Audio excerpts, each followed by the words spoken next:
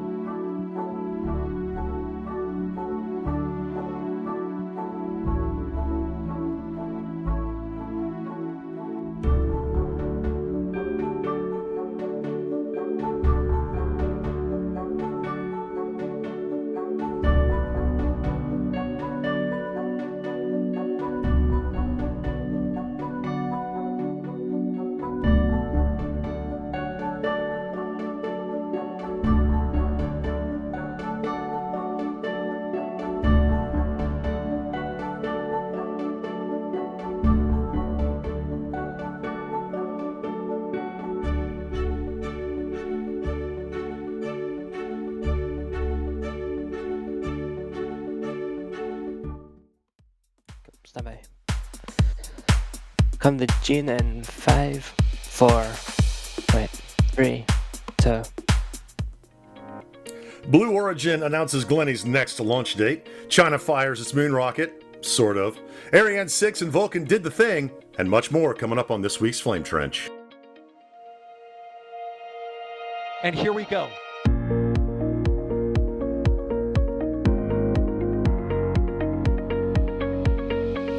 We have liftoff. Propulsion continues to be normal. RS-68 chamber pressure looks good. Following up. Roger, roll, planet.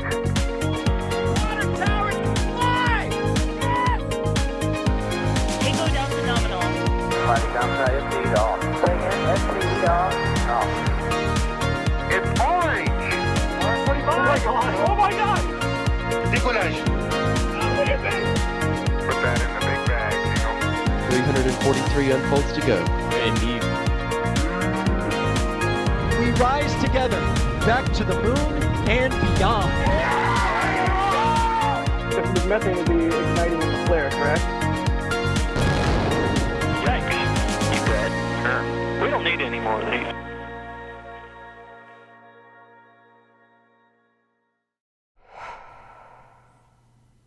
Hey everybody, welcome into another Flame Trench, where we're going to talk about all kinds of stuff today. I'm Gene Rowley for NSF, and yeah, it's been a while, and it's good to be back, let me tell you. Joining us on this Flame Trench is the one and only EJ Saw. EJ, are you out there somewhere in the ether? I am here with a really, really high quality camera. Look at this. This is great, Gene. Nobody would have noticed had you said anything. You're looking like a little tan. You got a little tan. You're looking like you've had some sun. Yeah, I was been out in the dunes at Boca Chica or something. Right? Like, also joining us today on this one, the one and only Sawyer Rosenstein. Sawyer, how are you doing, my friend? I am doing really good today. It is quite a day. None of us have books today. What's wrong with this Flame Trench already? Restart! Someone get a book, quick! EJ, help! you want me to go get one? I'll go get one. I'll be right back. Give me 1 second. I literally reached behind me. I have a book. I have a whole stack of books over here. Anyway, is it a real Flame Trench if we? He just took off. No, I'm good. I'm good. I'm back. You're supposed to be reading like Dragons for Dummies or something. There it is. What are we reading today, EJ? Yeah, Rocket Boys by Homer Hickam. Classic. Yeah, great book. Yeah. Today we're in chapter 17, apparently. We actually have some stuff to talk about. Some really good stuff to talk about because, look at Sawyer's face, like, we don't really talk about fun stuff. We have stuff to talk about hey guys, here? Normally we just wing it. I've got the chat over here, so hello to everybody. Thank you guys for being here. Be sure to send in your questions at NASA Spaceflight, of course. And the first one right off the bat is, will there be a twist tonight? They don't care about us, guys. All they want to do is hear This Week at Spaceflight with either Ryan or Alicia. They don't care about the Flame Trench. There's no Flame Trench love. There's twist love. Yes, I assume there's going to be. I don't know. I wasn't told. Stand by and find out. Get that memo? I didn't. Just keep reading the book. Tonight, okay, this is going to be a fun one Oh my gosh. Tonight, this is going to be a lot of fun because it's just the three of us. We're just hanging out, having a good time. But we got some really good news this week. Some really big news. And the first thing I think I want to talk about is definitely Blue Origin, because there's been all kinds of news this week, Sawyer, hasn't there, when it comes to New Glenn and Jacqueline and all kinds of different stuff. So we got a date. We finally got a date. Yes, make sure you bring flowers and chocolates with you on the date. Oh, you mean for New Origin? you need Blue. Wah, wah. Did I just say New Origin and then Blue Glen? Wow, what a great start to the show. I got distracted because Jack said he's in Ohio. Oh, real Ohio. Yeah. Anyway, yes. They're making it. You can see the social media post right there. They are going for no earlier than September 29th. They've been working closely with NASA on the timeline, and this will be the Escapade mission to Mars. So some very small payloads, but a big mission. And as it says there, you'll see some exciting things happening at the pad in Florida very soon. And I mean, technically, we're already seeing some of those exciting things out there. We've finally seen the aft section for the second vehicle that they'll be flying, New Glenn 2. You can see it there in our Cape flyover that we just recently did, which if you haven't watched, you absolutely totally should, because it just came out and it's awesome.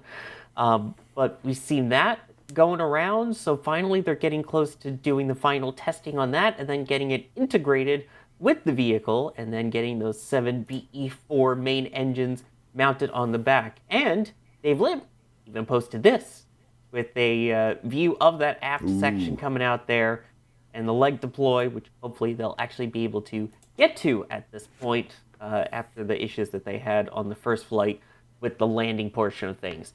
So this will be the second flight, and it has been almost 8 months. It's been over 8 months now since we've seen the first flight of New Glenn. So it'll be nice to finally see it fly again.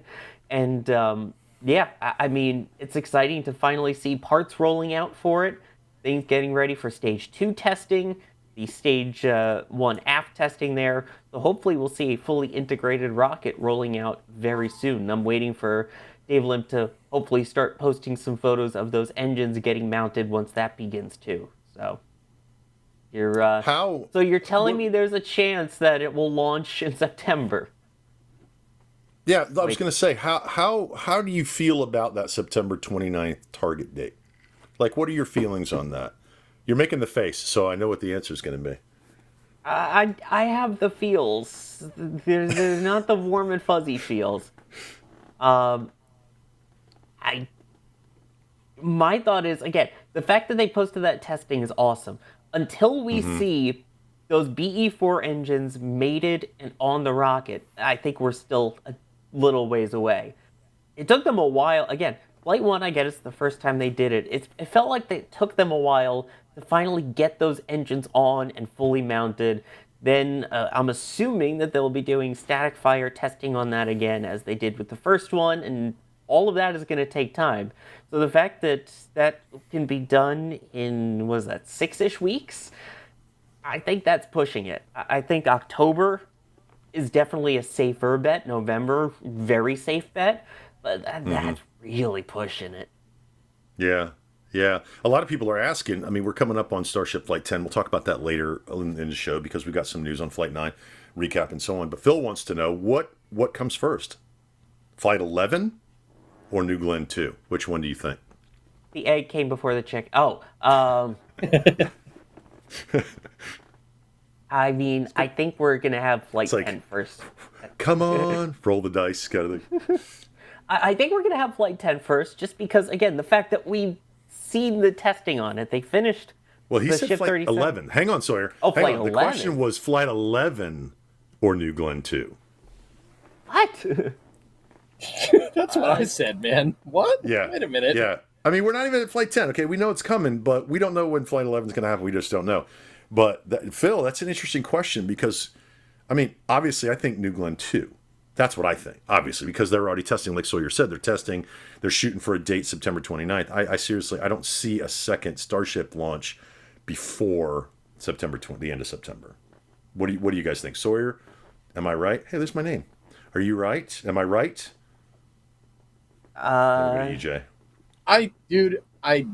I think the fact that we're comparing Flight 11 to New Glenn Flight 2 speaks volumes to the fact that, the September launch, they're like, oh, yeah, we're going to launch it in late September this year. It's like, okay. I mean, I would probably say New Glenn 2, but, SpaceX might want, on the other hand, with Flight 11, SpaceX might want to get rid of they're trying to get rid of all this Block 2 stuff. Block 3 is the new hotness, baby. The new hotness. It is. They're just, I mean, if you guys saw the updates today, and we'll talk more about that in the later segments, they've said that, their Block 3 is the new thing coming in. I don't know if you guys saw the grid fins that they posted the other day. Yeah. So that tells me that they're going to want to try to get, Flight 10 and Flight 11 out pretty quick. So I don't know, man. Like, that's, There's also the huge asterisk there that Flight 10 has to go well. Yeah, that's right. That's a good point, dude. It has to succeed. Yeah. It has to not require a mishap investigation, as we've seen for the last 3 flights in a row.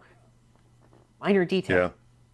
So given that Blue Origin got their first attempt to orbit, and we know they had some issues on the landing, let's switch over, talk about this Escapade mission, because this is kind of how critical is Escapade, putting it on a rocket that, made it to orbit the first time for the second stage? Is it smart to put it on New Glenn 2? Sawyer, I'm asking you. What are your thoughts? Why not? I mean, the first launch delivered its Blue Ring payload perfectly. Pretty much, if we were using a ULA reference, it was a bullseye, basically. I mean, it makes sense. Also, at the same time, New Glenn has a huge manifest ahead of it. It is also part of NSSL, which means it wants to get national security payloads on it, and they require at least 2 certification flights. So to get these first 2 flights is absolutely critical and massive for then being able to launch those high-money, high-importance payloads, things that can only launch on either New Glenn or Starship, and right now Starship isn't orbital and launching payloads. So essentially, right now, New Glenn would be the only one to be able to launch some of these satellites. So might as well get it out of the way with a customer payload first, prove proof of concept, and then you can get to the bigger stuff. And keep in mind, you also have Kuiper that has contracts to launch on New Glenn, and they are so behind right now, they probably want that big rocket with a huge payload fairing that can carry a bunch of satellites at once to meet the deadline they have of mid-next year to have half their constellation up. Yeah. EJ, do you think the first New Glenn launch to orbit was a fluke? Or do you think it was based on Blue Origin's pacing and how they very un-SpaceX-like took their time? Gene, I think the ascent was not a fluke. I think that system, they had flight data from a prior Vulcan mission. Flight data is king when it comes to this stuff. What I think was something that they didn't want was I fully, and guys, this is just personal speculation. I don't have some like crazy inside source or something. I firmly believe that Blue was really, really wanted to land that first stage. I know they said they called it like, oh, so you're saying there's a chance, but I think they were fully expecting to land this thing. They were fully expecting to get that booster back, and they were fully expecting to fly it again sooner rather than later. And I think that is what's contributing to their scheduling problems, dude. I don't think it was a fluke. I think the design is pretty dang sound, if you ask me. Pretty good. Mm-hmm. Pretty good for what it is. I mean, for a rocket that big, guys, that core stage is huge. It's absolutely monstrous. And that certainly is the challenging part. But the only fluke I think that they thought was, the first stage not coming back down. I fully believe they were going to try it. They wanted that first stage back. They didn't get it, and that screwed up their scheduling pretty bad. I think they wanted to reuse it and get Escapade out. But who knows? I mean, that's just speculation on my part. I don't think it was a fluke. I do believe that the next one will go fine, booster landing kind of pending. We'll see. We'll see how that happens, Yeah, no, that's a great answer. Let me thank some folks, and we'll get to a question real quick, because I know Sawyer's chomping at the bit to answer some of these questions. Devin, thank you so much for gifting 20 Red Team memberships. And remember, guys, if you're in chat and you get a membership to join Red Team, say thank you. This is big. We love it when you join the family here. Kyle, thank you for becoming a launch director. Amazing. And is it that's the highest one, right, Sawyer? Yeah, launch director and then flight engineer. Flight engineer. Either and you way, get access to our member Discord. Yep. And your name at the end of the Flame Trench and all of our other special shows. And we even showed it the other day in the Jack and Dan Driving Extravaganza members exclusive stream. And they're still driving. Hopefully maybe they'll pop in and say hi and let us know where they are. Right now they're in that Ohio Riz yacht. Sawyer, no! But they're in Ohio, and isn't that a meme that the kids these days say, the Ohio? All right. Don't ask me why I know this, but that is a bad thing, okay? Sorry, I don't speak whatever that's called, but I know that means bad. So if you're saying he's Ohio, you say he's in Ohio, you're saying he's bad. Kids, am I right? Am I right? He's in bad, then. Get off my lawn. Bad. Get off They're driving my lawn. through bad. They're driving through Ohio. Oh, God. Space Popes, thank you for that. Super chat, man. Super generous. Thank you very much. Appreciate it. Bless the Frame Trench, Jack and Dan. They're on the road. So, yeah, Traveling Mercies, absolutely. Eleanor, thank you very much for being so generous. We appreciate it. Let's go Flame Trench Fridays. Everybody loves the Flame Trench. They're just here to see EJ, Sawyer, and Jack. And Jack's on the road, so they get this guy. So, there you go. All right, let's get to some questions real quick. One more. Blaine, thank you very much for your support. Bless the Trench for being comfort before the storm. I don't know what the storm is.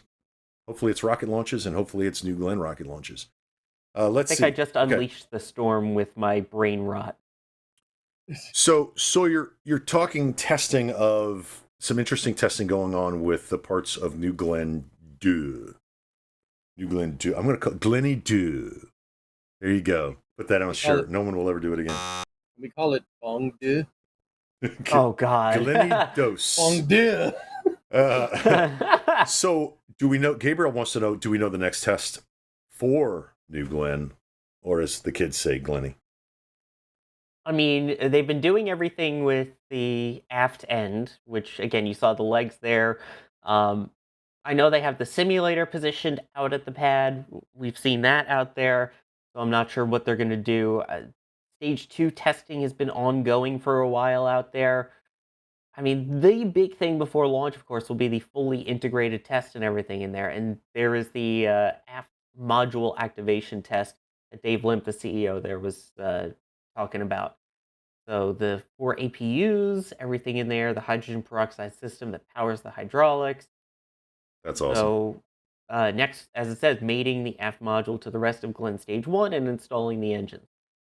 I think if there's not more Stage 2 testing that happens in between them, which I could see them doing, because they have their Stage 2 test stand out there, then I think maybe it's going to be static fire. And again, you can see there the New Glenn simulator positioned out at the pad with the transporter there from the flyover. So, I mean, besides ground system testing for the actual rocket itself, we'll say.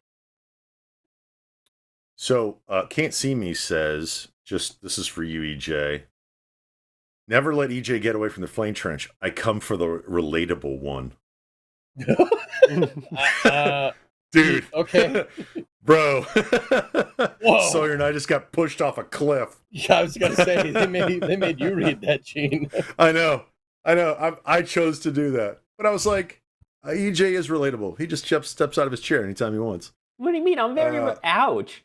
I know. That kind of hurts. I might step out of my chair, deep but down that's in my okay. hurting place. Let's say, dang, I didn't even grill my coworkers like that. Jeez. My boys here. I mean, I'm so relatable right. with the kids, Ohio Riz. I'm not. Stop.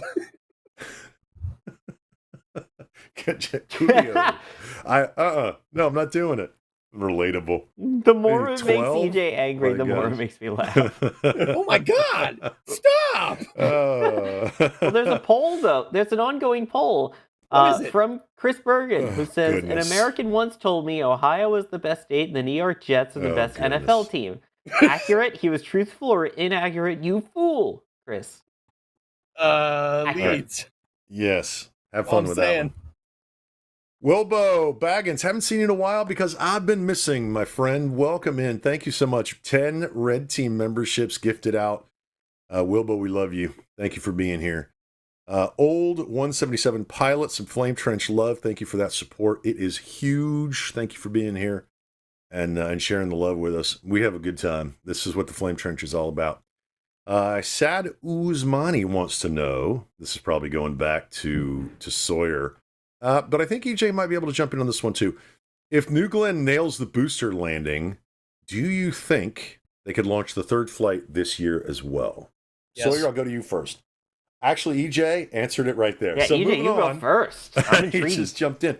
Do you think they're that far ahead in their development of the components of Glenn 3? You think they're that far ahead in that, Billy? Is this to me or Sawyer?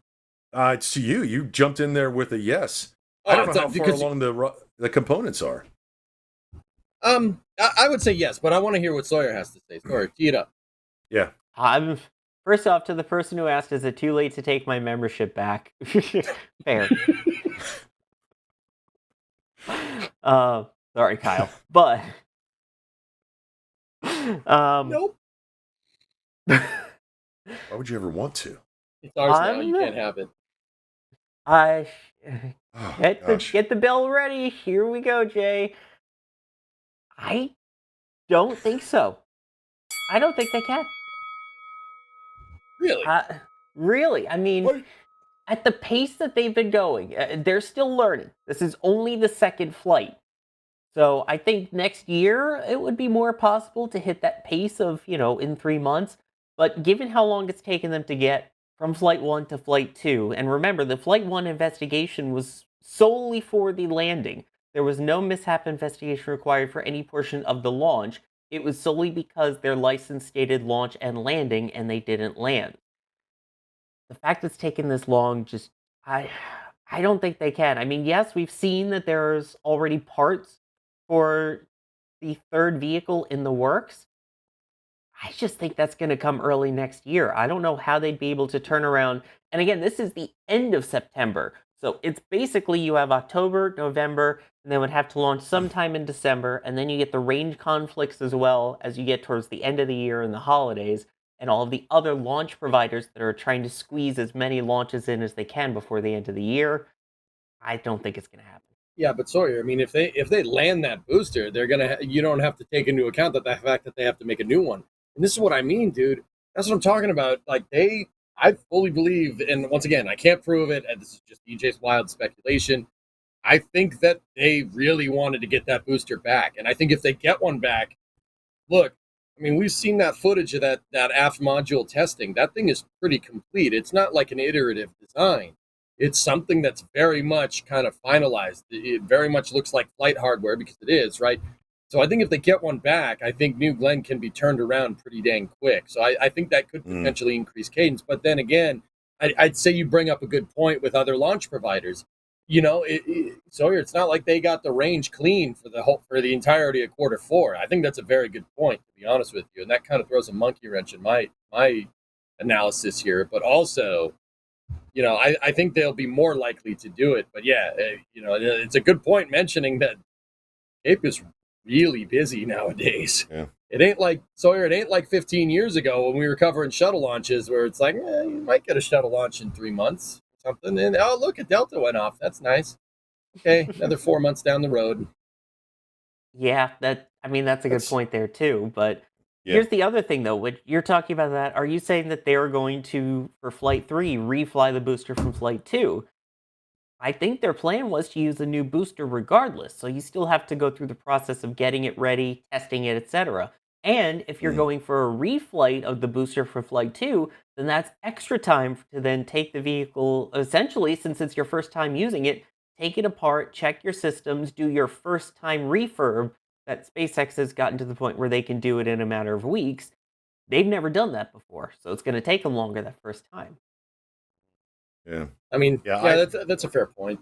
Gene? Yeah. No, I had to turn on my reusability brain when talking about New Glenn, because when I was asking these questions earlier, I'd completely forgotten that they were going to try to land the booster and reuse it. Like, I wasn't even thinking in that term And we're gonna kind of switch gears here. I think we've talked about Glenny enough. We're all looking forward to it. We want to see the next launch, and we're gonna. I wonder your opinion though, Gene. Really quick, I want to hear your take. If they land it, I think they could do it. Given if they have a second stage ready to go, honestly, I think they could. Again, had to turn the reusability brain back on because when I asked EJ about components earlier, I was thinking a full booster, full second stage. If they go that route, I don't think they're going to hit it by December 31st. No. If they try to reuse it, get as much data they can, I think they might be able to do it. So, and I must make a quote here before. Sorry, I just want to make a quote here. This is critical. Alejandro Alcantarilla Romero in the back channel says the following, and it is now on the record here, recorded on the Flame Trench. Clip it, folks. Quote unquote from Alex. If New Glenn Flight 2 goes anytime in September, I'll get my hair cut down to the length of a tiny ant. Yes. Whoa. Exactly what that means, but... That's it. Let's go, Jeff. Let's go, Jeff Bezos. Now I wanted to go in September. It's money's on the line, buddy. Dang. Hey, speaking of something else that was on the line when we talk about Alex's hair. We had a huge patch rescue, and guys, if you haven't been watching the patch rescue streams, they're a lot of fun. Jack and Dan have been out there. They drove somewhere, and there they are. Hey guys, can you hear us? What live? Up? Yeah, can you hear us? Hello. We are in bumper to bumper traffic. Problems, but it's real. They're humans. This is not AI. Hey, there we go. Oh. Hey guys. We couldn't hear you in Discord. Yeah, we're in bumper to bumper traffic. We're probably going to lose the Starlink again because we're going under an overpass. Perfect timing. Say Jack. something. Hi, Jack. Something. Hi. Oh, much better. It's quality television. Yeah. So, how's your road trip? How many miles have you guys driven? Oh, that's a good question. Lots. I didn't even hear it. How many miles have you driven? Oh, we probably should have taken note of that. That would have been a good idea to do. I have a GPS. We obviously started in Starbase. We went to Dallas, then Dallas to Indiana, Kentland, yeah. And now to just outside of Atlanta. But right now we're somewhere in Ohio. No cab. Well, it was a life and death mission you guys were on. So thank you for getting out there for us. For those that may not know, yeah, we had to get these. They did the patch rescue. Ooh, slick. Yeah. The best part is that people are already getting shipping notifications. All right. Awesome.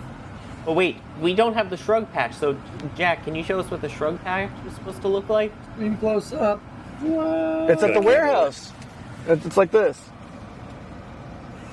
There it is. Hands on the wheel. I'm not moving. Fair. We're sitting still.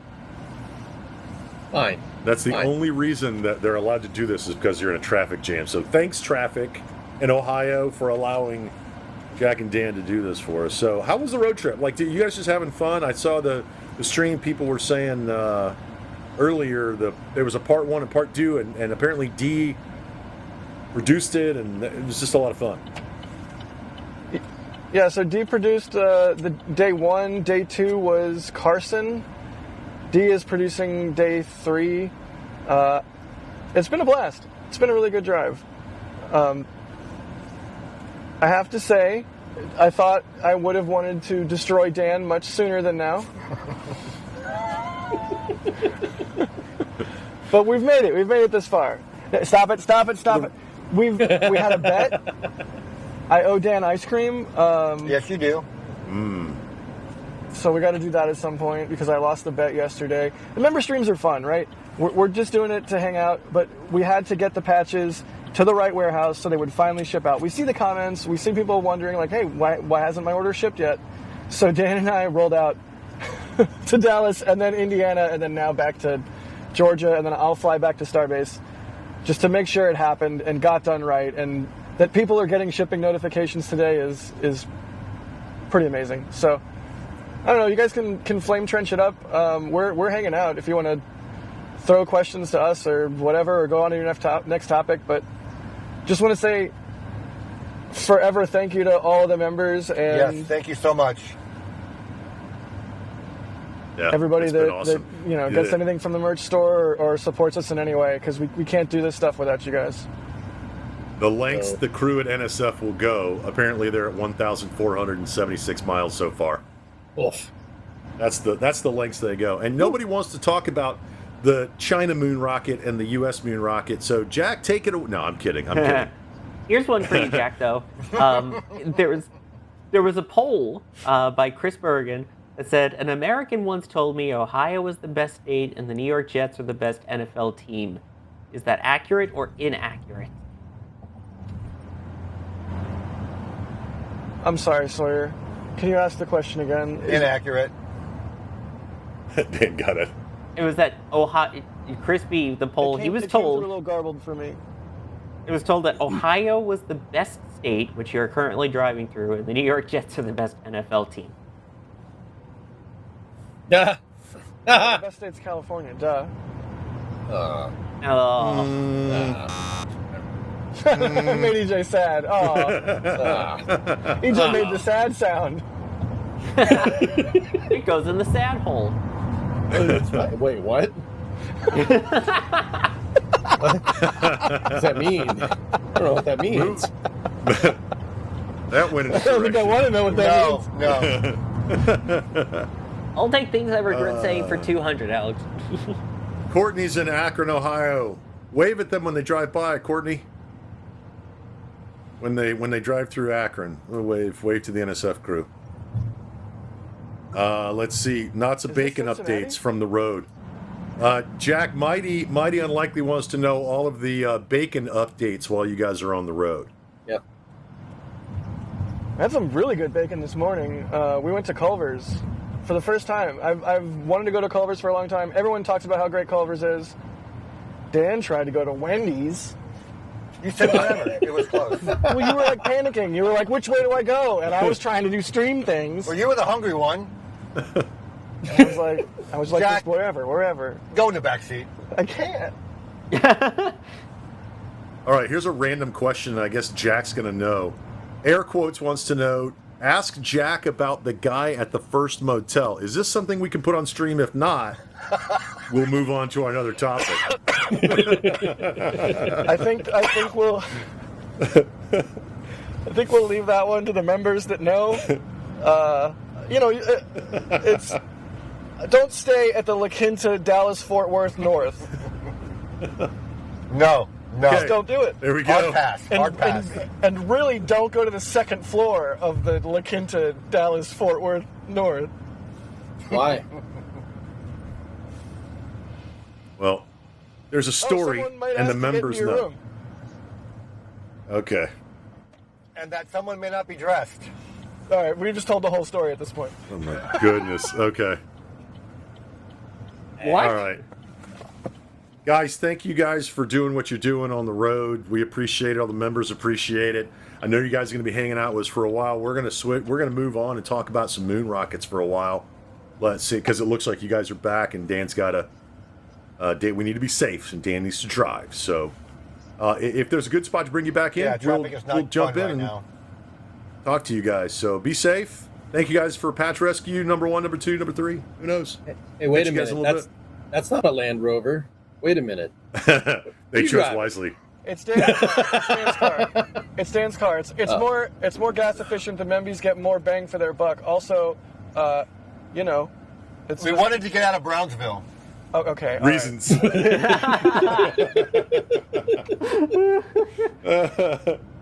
You guys got really good roadside assistance. Okay, y'all be safe. Talk to you guys a little bit. Oh my goodness. Take care. All right. I want to talk about moon rockets while they're on the road and being safe, because there's kind of a space race going on. You know, we've been through one of them. We know who got to the moon first. Knock on wood. Go USA, USA. But there's kind of a moon race going on right now, and I love watching all the streams about these private companies. They're getting there. They're landing rovers. They're not landing rovers. They're not landing things. They are landing things. But China's making some moves. China's making some big moves with their Changzheng 10. I mean, we've got some stuff to talk about because we did see the first subscale first stage. I mean, with their space station they're making moves to the moon, and I kind of just want to. We can talk about the rockets, but I want to gauge your guys' feelings on the new space race. Long March 10. Thank you, Adrian. I'm speaking. Sorry, Alex. Sorry, Alex. I'm speaking China. I'm reading my Chinese over here. Now, EJ, Long March 5 plus 5. I'm gonna come to you first, EJ. What are your thoughts about the Chinese moves? There's the firing, and up against like an Artemis 2, which is our crude flyby. Okay, I would say that right now, and I know, like the shirt I got on and everything, and totally not biased. I'd say that right now the U.S. is closer to getting somebody towards the moon, but I think you'd be kind of stupid to not think that China's going to get there eventually. The lunar ambitions are pretty overt and pretty self-explanatory here. They're definitely making moves, but I will say, like, they're doing all this testing, and that's great. They did a lander test the other day. They have this whole rig that's up that they have that looks like a shipping crane or something that's designed to test like lunar landings and stuff. And the lander did seem to work. It seemed to be okay. Like obviously we're not going to hear about it, right? But they are making moves, and they are laying the groundwork for a lunar program. And I'd say that Gene, at this point, we're absolutely racing against them for better or for worse. It's definitely what's going on here. I'd say that the U.S. is a little bit further ahead. I mean, Long March 10 is in the pipe, and it definitely will happen. But Artemis 2 is in the VAB. The Orion has completed fueling inside of the MPPF, and all that's left to do is install the launch abort system and put that thing on the rocket and go. I mean, for the first time, we've seen schedule moving left for a NASA rocket. That hasn't happened in a while or ever. Let's go, right? So I'd say that the U.S. is currently closer to getting people there, but just because you're closer now doesn't mean you're going to win the space race. The Soviet Union seemed to be out in front of the space race for a very long time, and then the U.S. planted that flag on the moon, and that was the end of that. Just because we're ahead, and I mean, dude, beautiful. Look at that thing. It's great. Yeah. Just because we're out ahead right now doesn't, the U.S. is out ahead right now doesn't mean that that's going to be a thing in the future. China's definitely making moves, and I'd say that their architecture is pretty comprehensive. They have a lander. Not that the U.S. doesn't. That's not to cast doubt or, any stones over at SpaceX or Blue Origin with their Blue Moon Mark II. Those are all great designs. But we got to make them. And, we have some time, but I don't think that's really a good way to think about it. You got to be preemptive about this. You want to win a race, right? It's not just like, okay, let's go, right? Building a race takes winning a race takes time. You got to build a race car. You got to build everything that you need. You need a good pit crew. You need, in this case, the pit crew would be like your flight controllers and everything. And you need to build a good rocket. You need to have a comprehensive architecture. That architecture needs to be tested. So right now we seem to be ahead, but you'd be hard pressed to think that China isn't going to be making moves, at least in the next five years. They'll get somebody there. Oh, they will. They absolutely will. But I'd say right now we have a little bit of a lead because, rockets, building super heavy launch vehicles like Long March 10 is going to take time. Long March 5 times 2, right? Yeah. That's going to take some time, but you'd be a fool to think that they're not going to get there. What do you think? Yeah, I agree with everything you said. I kind of want to move to the lander side of it, and they're looking at putting, I guess, an uncrewed lander and their test vehicle on the moon at 2027. I'm going to bring Sawyer into this conversation about landers. We've seen a lot of landers go up recently. They Firefly and the Hakuto, and some of them were successful, more successful than others. We don't know what China's doing. Like, we know everything that these other companies are doing because they're putting it online. We're watching them stream. We don't get that from China. Sawyer, what is your feeling about this if they're looking at putting their initial test lander on the lunar surface in 2027? By the way, first off, with all these moves you're talking about now, I have Night Moves by Bob Seger stuck in my head. But anyway, Hey, It's funny. it is funny how the night moves. go Chad, go. I mean, my thought on it is, yeah, it really brings me back to Soviet Union was ahead with satellites and the first human into space, and then came Gemini 6 and 7 and the first rendezvous, and that was when they jumped ahead. I think if China gets their lander on the surface before us, even if it doesn't have people on it, if it is what will eventually become their crewed lander, I feel like that could be the equivalent of that Gemini 6 7 turning point. Right now, we will hopefully still keep that advantage of getting people back around the moon first with Artemis 2, with that being scheduled now hopefully for February of 26, but no later than April of 26 is the current date for that. What really worries me right now, and again, like you said, it's not a slight against any of the companies, is the fact that we are in a transparent phase and have seen basically zero progress from the lunar lander side of things here. It feels like we're learning more about the lunar lander on the China side than we are about the progress of clips for human landing here and HLS in the US. So that's my worry is I will definitely beat them with people. We'll have the infrastructure and stuff, but I think they'll get that uncrewed lander first before the US gets its uncrewed lander. So maybe we're looking at this the wrong way. Maybe we look at this, we're partnering with, all these other space agencies to get Artemis and the International Space Station and the next space station, et cetera. And China's just China. So perhaps we're looking at it the wrong way, right? Maybe this isn't a space race. It's not about who goes back first. It's about what we do when we get there. We're talking resources. We're talking water ice at the South Pole. We have these private companies that are out there doing their thing, trying to get clients and paying clients, rovers and science to the moon. So, is this a thing we should be talking about? Because we like the rockets and we like the science, we like the tech, but is it really a space race? EJ? Yeah. What do you? I mean, yeah. Sawyer, go ahead. Sawyer's jumping at the bit. Send it. It absolutely is a space race. I don't want it to be, but I think it has to be. It's already been made a clear point by the acting administrator of NASA and by the current administration that part of the goal is beating China back to the moon. It's already been made political. When you think back to the lunar landings, it was never a goal of who can get the most science from the surface. This isn't KSP where you have science mode. It's who gets there first. No one's going to care who gets there second. No one's going to care who gets the first lunar base set up. They're going to care who made the first return back in 50 years to the surface of the moon. Anything after that is just, oh, well, now there's a base. Well, now there's science. Well, now the US finally got there if China gets there first. This is 100% a race, even if we don't want it to be. EJ? I know. I try to be contrarian, but I agree with everything that Sawyer said. I'm gonna build off of that instead. I don't particularly think that space races are a good idea, or very sustainable. The Apollo program was awesome. It was awesome. But where did it get us? It got us a really, really large leap, right? Giant leap for mankind. But what do we do after that? It's more important to lay the groundwork. I mean, if you can get back there first, that would be great too.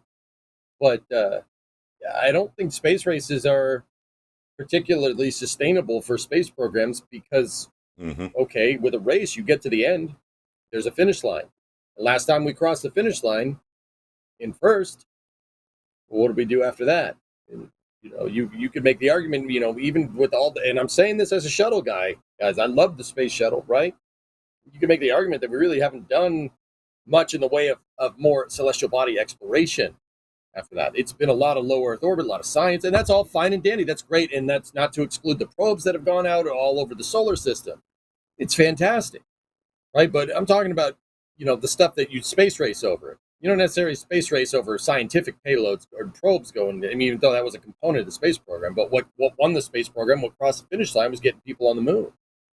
You know, what's to say that won't happen to the Artemis program again? I don't think it's particularly a good idea. I mean, it's a way to make great progress, no doubt.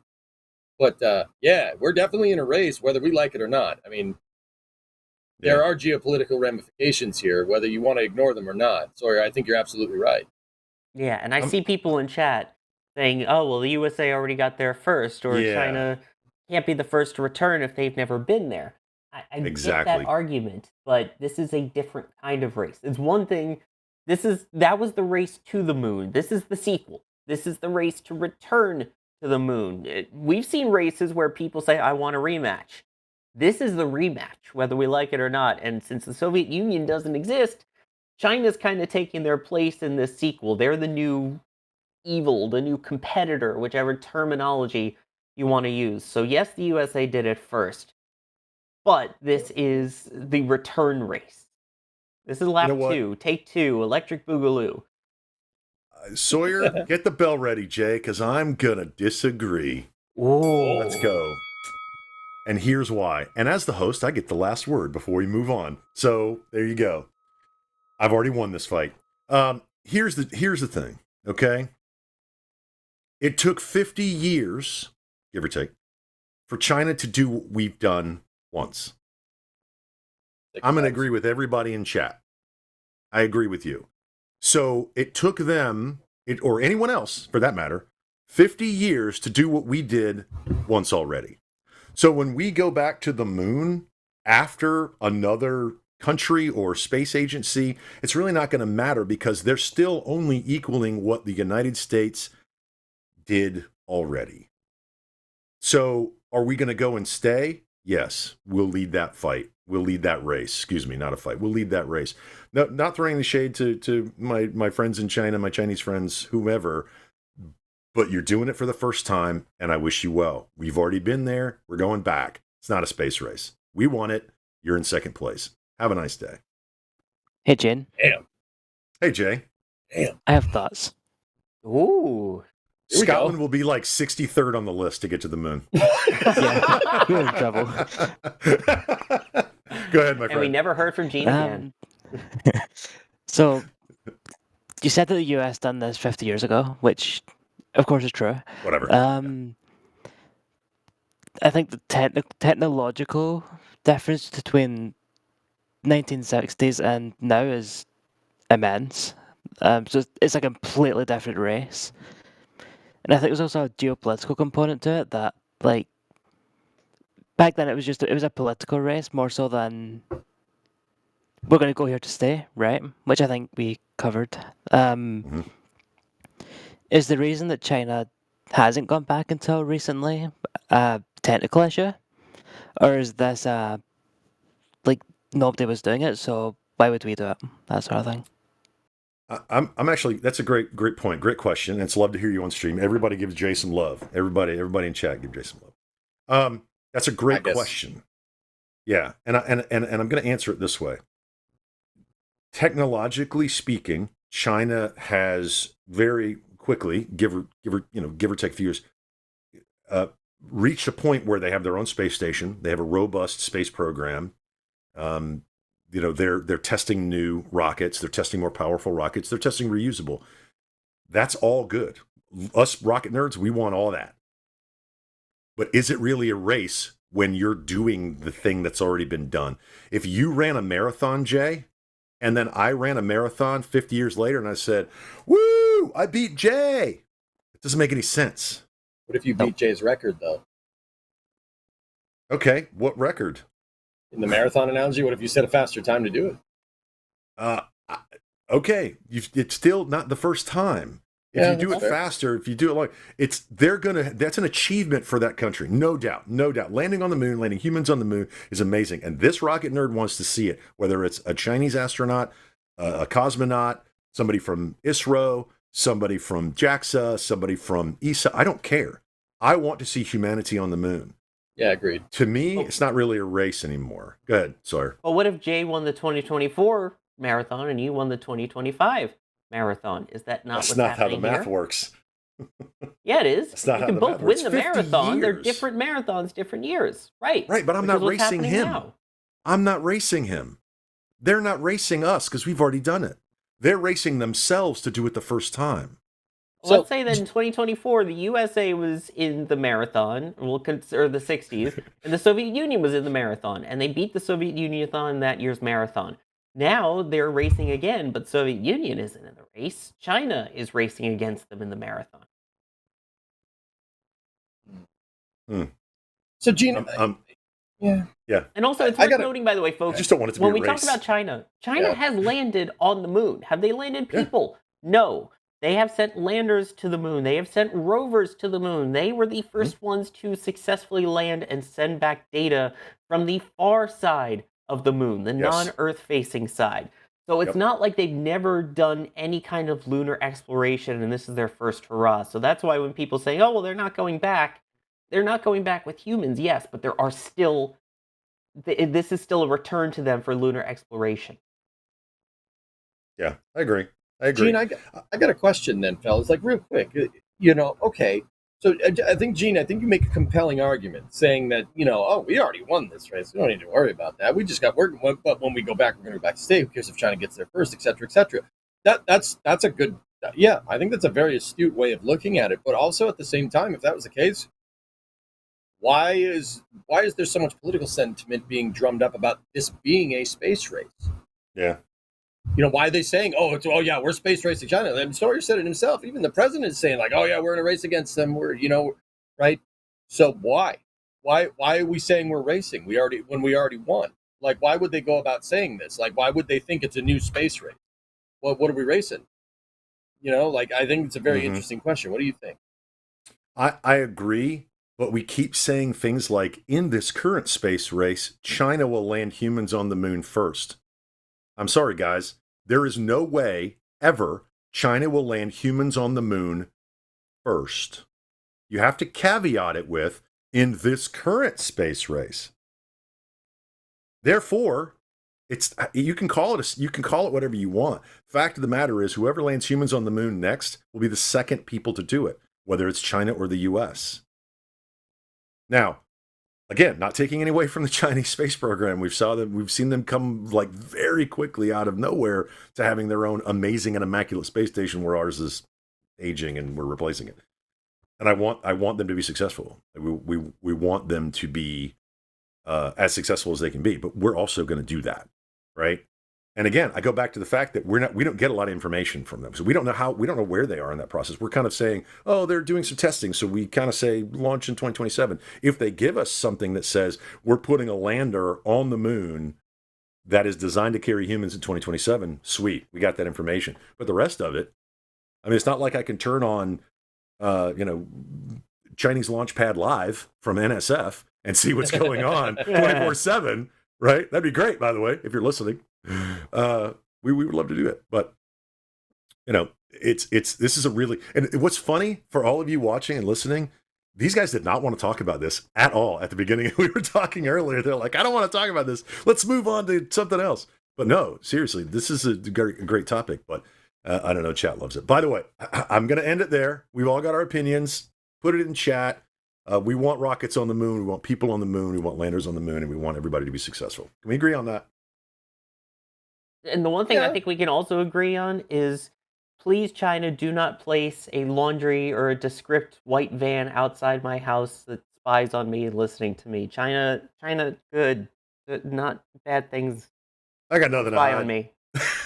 I don't know what he's talking about. I'm way behind on thanking people. Let me thank some people because they need to be thanked because they're being very generous, super generous. Neil gifting 10 Red Team memberships. Where'd my little mouse go? There it is. Neil, thank you so much. I know it's been a minute, but we've had some great conversation, so we love it that you're gifting that. Thank you for doing that. Steve, thank you for your support. Had some comments about New Glenn launching potentially in the Mars Earth window next year. We'll see what happens. Neil coming back with becoming a Red Team member. I guess it's maybe a different Neil. Wilbo back in. Wilbo, thank you very much. We love you. EJ's also there playing music. Are you playing music, EJ? Were you doing that last week? You been in the garage a couple weeks ago? I got my axe. Oh, no. Saying. And soon hooked up to your brand new computer to hear it. Ooh. Oh, man. I was wondering if you're going to bring that up. Jeez. I kept it subtle. Oh. We're gonna talk about that as I thank Anonymous for gifting 5 Red Team memberships. I'm way behind, guys. I really need to get through this. Michael, thank you very much. Do it, man. You've upgraded to Red Team. Awesome. Don't forget you can upgrade. And let's see, Mr. Gamer. Will there be cheesecake? Oh, you know what? I kind of want cheesecake now. Like he's grinding on it. I can't play it. It'll DMCA it. I mean, I'm not that good of a guitar player, so probably. If the booster lands in the ocean or on a tower, oh my gosh, I'm not saying that. I'll put it on chat. You guys can talk about the hole that goes in. I'd rather be flying an X-wing as another name we know. Thank you for your support. Watching Jack and Dan is like watching Red Green and his nephew. Now, Sawyer, you're probably too young to know who Red Green is. I am. Okay, EJ, do you know who Red Green is? Salsa? Okay, No. so I'm the old guy for the win here. I remember the Red Green show. Does anybody in chat remember the Red Green show? That's pretty good. I got to get that one up there. Watching, and it is like watching the Red Green show. You don't want to keep the sad hole on the screen. And then Phil coming in. Thank you for your support. It's not a race of who gets there first. It's who builds the first base. Maybe. I mean, if we want to call that the space race, we get to kind of do that, right? We get to figure that out. But we keep saying landing people on the moon first. Technically, it's this space race is who lands people on the moon second. That's technically what the space race is. I'm being, Sawyer's thinking the semantics word right now. It's like semantics. No, what I'm thinking is that opinion is base. Oh, pun coin. As he was talking about the base. Oh, the race for the base. Yep. All right. Moving on. Let's switch gears and talk about some rockets we love. We are going to get to Starship news. We got some Starship news a little later. And yes, there is twists coming up after the Flame Trench. But we got a long way to go and a long time to get there. So hang in with us. But let's talk about Vulcan and Ariane 6. We had some launches this week. Who wants this one? Who wants this one? EJ, you want this one? Talk about some launches? Pick me, Dad. Pick me. Pick me. EJ. Pick me. Oh, hey. What's up? So we had 2 flights this week of newer boosters amongst the plethora of Falcon 9s that we had this week. We had newer rockets. So Vulcan did its 3rd flight, and I believe Ariane 6 did its 3rd flight. Vulcan launched the SF-106 mission, which is actually, there's a bunch of huge milestones for this mission. I'm actually pretty hype about it. It's pretty awesome. First of all, it was the first national security mission for ULA with their Vulcan rocket. And second of all, it was the Vulcan VC-4 configuration. The VC-4 with 4 GEM-63XL boosters attached to the side. This thing packs a huge punch. Vulcan shot the SF-106 payload and a couple of secondary payloads, but we don't talk about that. People show up at your house. No, that's public info. It launched a bunch of payloads directly to geostationary transfer orbit, proving out Vulcan's capability as a pretty robust national security space launch vehicle. And the mission went pretty much as good as it could possibly go. This was a kind of a return to form because ULA on their Cert 2 mission, which was the previous Vulcan mission, had a really interesting observation with their SRBs. D got some really good footage of that. If you guys haven't seen that, it's pretty right. So the SRB decided it was SRB int, but they still completed that Cert 2 mission. Right, but yeah, the SF-106 marks the first national security mission for ULA with Vulcan. First configuration for VC-4, first direct to geo flight for the Vulcan Centaur.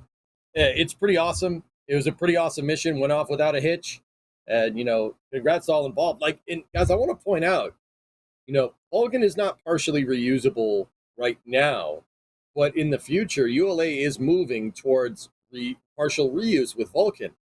And when Vulcan gets to that point, that's going to put us at 2. And then once Blue Origin with New Glenn joins the fray, that puts us at 3 heavy lift launch vehicles that are partially reusable. Think about that one. Noodle on that one for a second. I mean, we got Falcon 9 right now, but and having one is great, but we're going to have 3 coming in the pipe very soon. Pretty awesome. That's pretty impressive. It is. I mean, and Alex is telling me it's the most powerful rockets ULA's ever launched. I mean, Vulcan packs a punch. Anyway, Gene, what's up? I was just going to say, that sucker's sexy too. Dude, that is a gorgeous looking rocket. Just from aesthetics, forget the power of this thing and the payload capacity. It's just, that is a sexy looking rocket. Oh yeah, who agrees with me there? That's it looks beautiful. Right. It looks right. It just it's like, yeah, that's what a space launch vehicle looks like. It absolutely is beautiful. Have we ever done an NSF top 10 sexy rocket top 10 list? Shuttle. Well, we don't need to. The shuttle wins. Well, absolutely, 100%. Shuttle, Saturn V. Yeah. Okay. All right. People don't like SLS, but I think SLS is pretty good looking. It's a pretty good looking rocket. I mean, it needs to get rid of that interim stage, but it is a pretty good looking vehicle. The orange and white aesthetic from the shuttle I'm quite partial to. Sawyer, yeah. Oh, we got Sawyer on mute. Someone was going to say Ares. We knew they were going to say that. I wish. I love Ares 1. The stick. Nah. What do you mean, nah? Nah. I was gonna say, how much of that had to do though with the Sophie foam and the SRBs a la shuttle, in your opinion? Yeah, that's true. Long March 5 on that list. Man, Long March 5 is pretty good looking. I don't know. Long March 5 kind of gives me a I don't know, kind of a Titan-ish vibe, I guess. I mean, it's not. I know Titan has, solid rocket boosters, right? And I do like Titans, but yeah, Long March 5 isn't a bad look. The fins at the bottom really make it, they add horsepower. Yeah. Let's see Vulcan 5. And Ariane 6. Sawyer, did you want to jump in on the conversation about the launches this week for Ariane 6 and Vulcan? I didn't get to see the Vulcan launch. I probably should, since I was there for Vulcan. Yeah, I was going to say, yeah. I mean, it is such a beautiful rocket. I got to give it that. It's nice and symmetrical. It's got the beautiful colors coming out. There's something about SRBs in general. When you see that kind of plume that it leaves behind it, it makes it so much more visible than a Falcon 9 or something. Oh, where is it? It's a little dot. No, it's a giant plume of smoke on the back. Those GEM 63XLs are amazing. It felt kind of slower than an Atlas V 551. For some reason, a Bruiser felt like it went off the pad faster. Even though this one did go pretty quickly, I still felt like Atlas V was faster. I don't know. But again, once it goes away and you get that blue color from the BE4s, absolutely spectacular. So, and keep in mind, this is just the VC4S. So only 4 solids and the standard size fairing. Once we get to the Kuiper launches, that's when we get to the VC6L. You get the 6 solids and then the longer payload fairing, the larger ones. So that's going to be even crazier. And this was the most powerful thing to ever launch from Slick 41. Wait till that. Yeah. Especially with the Leo optimized big Centaur 5. Oh yeah. That's gonna be nice. The symmetrical rockets always get me, especially when the GEM 63s decide that they want to keep their nozzles attached on ascent. Ammo One says Ariane's second stage reentry was visible from north of U.S. Saw a few online. Yeah, it depends on the trajectories and when they launch and so on. But, I mean, like I said, Sawyer was there. Sawyer goes to a lot of these launches, and I'm super jealous. Yeah, I was not there for the Ariane 6 launch, but yeah, I saw the posts. People were tagging me on social media. I mean, was that part of the passivation of the second stage? Is that what we were seeing with the spiral there? Yep. Wait a second. Wait, EJ, is that a rocket-assisted clamp opening on Ariane 6? No, those are the umbilicals depressurizing. Oh, gosh, it looks like rockets pushing that thing apart. I was like, what is that? So that's so Kerbal. Like I would do something like that. Look at it. I mean, Look at it. It looks like that's incredible. They're all lit up, and then they claim. I've had swing arms in KSP. We've had rocket powered swing arms before. That's absolutely the thing. Yeah. But those are so okay. I know this is a popular thing here. Those are has gas scavenging on top of fueling. They you notice like Ariane 6 doesn't have many vents. Like you don't see a lot of venting going on. They have ground umbilical carrier plates capturing the hydrogen. It's not called a GUP, but that's what it's called from the shuttle program, NSLS. Mention it.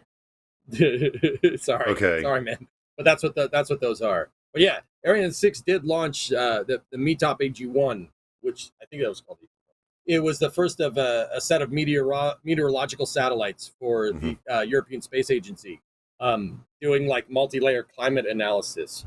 It's in a sun-synchronous orbit, so that we did end up seeing them passivating the Ariane 6 upper stage over. It was actually over the northeast. It was up by me. I was doing something else. I'm not sure what I was doing, but probably sleeping. But we did see it, and that was an awesome launch. Ariane 6 went off without a hitch. It was great. I mean, they've got all these crazy vehicles. I got to admit, Ariane 6 is also a sexy beast. That is a sexy machine. Those boosters on Ariane 6 are actually Vega C for stages. P120C composite SRB. It packs a punch. It goes, man. She goes. It's quick. That thing's real quick off the bat. So technically, then we saw two Vulcans within an hour of each other, because what's the that center core in there? What's that called? The Vulcane? Vulcane engine. Yep. Oh, it's called the Vulcan engine. It's made by the DLR in Germany. It's pretty good. Vulcane is basically just in another language saying Vulcan. So we had double Vulcan action. Yep. And by the way, I'm going to agree with Starman. I think Chris B would get very upset with us if we didn't say shuttle was number one sexy rocket. Well, he's not wrong. Exactly. He's not wrong, and he's going to yell at us here in a second. Shuttle. Back us on this. There it is. Facts. Shuttle is number one. Facts. Guys, send in your questions and your comments at NASA Spaceflight. Let's see. I don't know what that question was. So yeah, 2 big launches and then a mess of Starlinks, and I finally got to do some. And yes, it's good to be back, guys. A lot of people are like, "Hey, Eugene's back." Yes, I am, as much as I possibly can be during the summer because it's super, super busy. Somebody else that's super busy, and we're going to probably talk about this for a while, is Boca Chica. Because we got some. I'm going to move on to. Am I going to move on to that? I'm moving on to that. You should move on to that. So yeah, especially because Eric just keeps repeating Guckby in chat. Stop. No, it's evil. Keep it away. Moving on. I'm just watching the. So we got some Flight 9 information regarding the mishap investigation. Who wants this one? Sawyer, EJ, Eeny, Meeny, Money, Mo, EJ.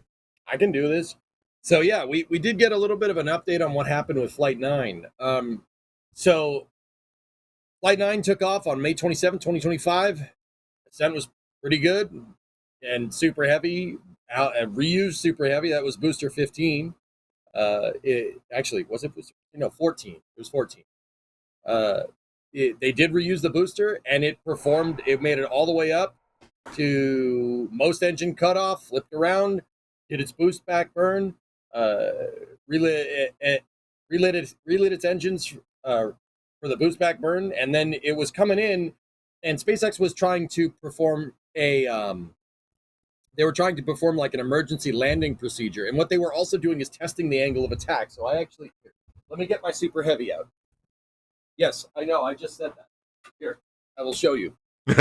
So what they were trying to do is trying to have this thing come in at a pretty crazy angle of attack, right? 17 degrees. So that's like this somewhere, right? And when it was coming in, they were trying to light the engines. And it turns out that lighting the engines actually broke the transfer tube inside of... It broke the downer tuber inside and actually structurally destroyed the vehicle. relighting the engines at that crazy high angle of attack with how the propellants were moving around crushed the tube inside. Which, I mean, Sawyer, I don't know about you and Gene, I don't know about you guys. We did see them roll out an insane down tuber the other day. That was actually like the size of a Falcon 9 core. Mm-hmm. And I think that's part of their Block 3 structural upgrades, because the thing definitely croaked, per what they said. The thing basically snapped in half, and then methane started pouring into the LOX tank, and atomized propellants really like to explode really, really easily. And then it basically a split second, the thing just deleted itself. It unalived the booster pretty fast. Now, it was about, I don't know, about 3/4 of a, actually 2/3 of a mile off the deck. It's a kilometer off the deck there. And they did lose the booster completely. Now, what they also did, sorry, I will move in frame. I'm looking at the wrong camera because that other camera's not working. I'm back. All right, cool. So on the ship side of things, the ship did make it. It made it all the way up. And this one's super interesting, okay? Because they had a problem with the autogenous pressurization gas diffuser for the methane tank. It sprung a leak, and this leak was repeatable on the ground. Now, I'll get more into that in a second.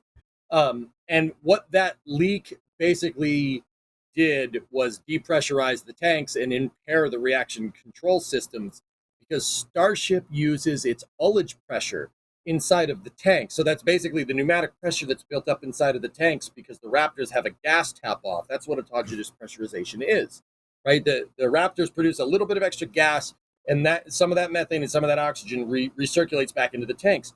The reason why is because you need to have a very low delta P, change in pressure in the tanks inside of the vehicle. Now, that's a little bit of a harder thing to do, right, when you're draining propellants as fast as a Raptor engine does, especially 6 of them, like let alone 33 with the booster, right? You need to maintain pressure so you can get what's called good head pressure for your turbine impellers, right? You have to have some pressure on the fluids, on the commodities in the vehicle, and basically push them down, right? So Raptors have this gas tap off called autogenous pressurization that circulates gas back into the tanks.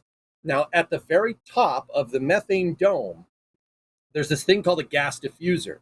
And what that thing actually does is, well, engineers are not good at coming up with names. It diffuses the gases inside, and so they don't, it doesn't, it makes them less turbulent going into the tank. That's the right way to say it. I know that's not the best technical explanation for the nerds out there that know this. It basically takes the gas and kind of diffuses it out in all directions, so they're not just shooting gas right down at their propellants, like liquid fuel, liquid oxygen, and liquid methane. And the gas diffuser did spring a leak. And what that did was started leaking gaseous methane inside of the payload bay. And inside of the payload bay, pressurized, and they couldn't open the door to deploy the Dud Starlink satellite. So on top of that, you need that ullage. Starship specifically needs that ullage pressure to maneuver, and losing tank pressure, basically they lost control of the ship, and the computers passivated the ship, and it basically went through reentry uncontrolled and blew up about 60 kilometers off the deck. I think it was 59 in the mishap investigation. So we had some pretty crazy updates there from SpaceX. Now, they did end up talking about the later flight here. That's about as far as I got before my moderator showed up to my streaming setup and gave me a computer. So I'd have to go a little bit further to read the rest of this. Sorry, do we know what the mitigations are from here? If not, I'll keep going, dude. I have the notes right in front of me, dude. It's all good. I was reading it earlier. I'm trying to remember what the mitigation was. I know that for which one in particular, because I do believe they were able to recreate the failure mode on the gas diffuser, so that won't happen again with the ships. Now on the booster side, they were able to do it with McGregor, I believe they said. Yep. And then I do believe that I actually Okay, yeah, here's ship 36. This is what I wanted to get to. That's what I wondered if we were getting to now. Yeah, that's where I wanted to go. So that's what happened with Flight 9. So that was Booster 14 and Ship 35. Ship 36, guys, was the one that had a catastrophic failure on the Massey's test stand in the very early parts of July. And Ship 36 just blew up. Ship 36 just blew up. Whoa. Oh my God. Oh my goodness.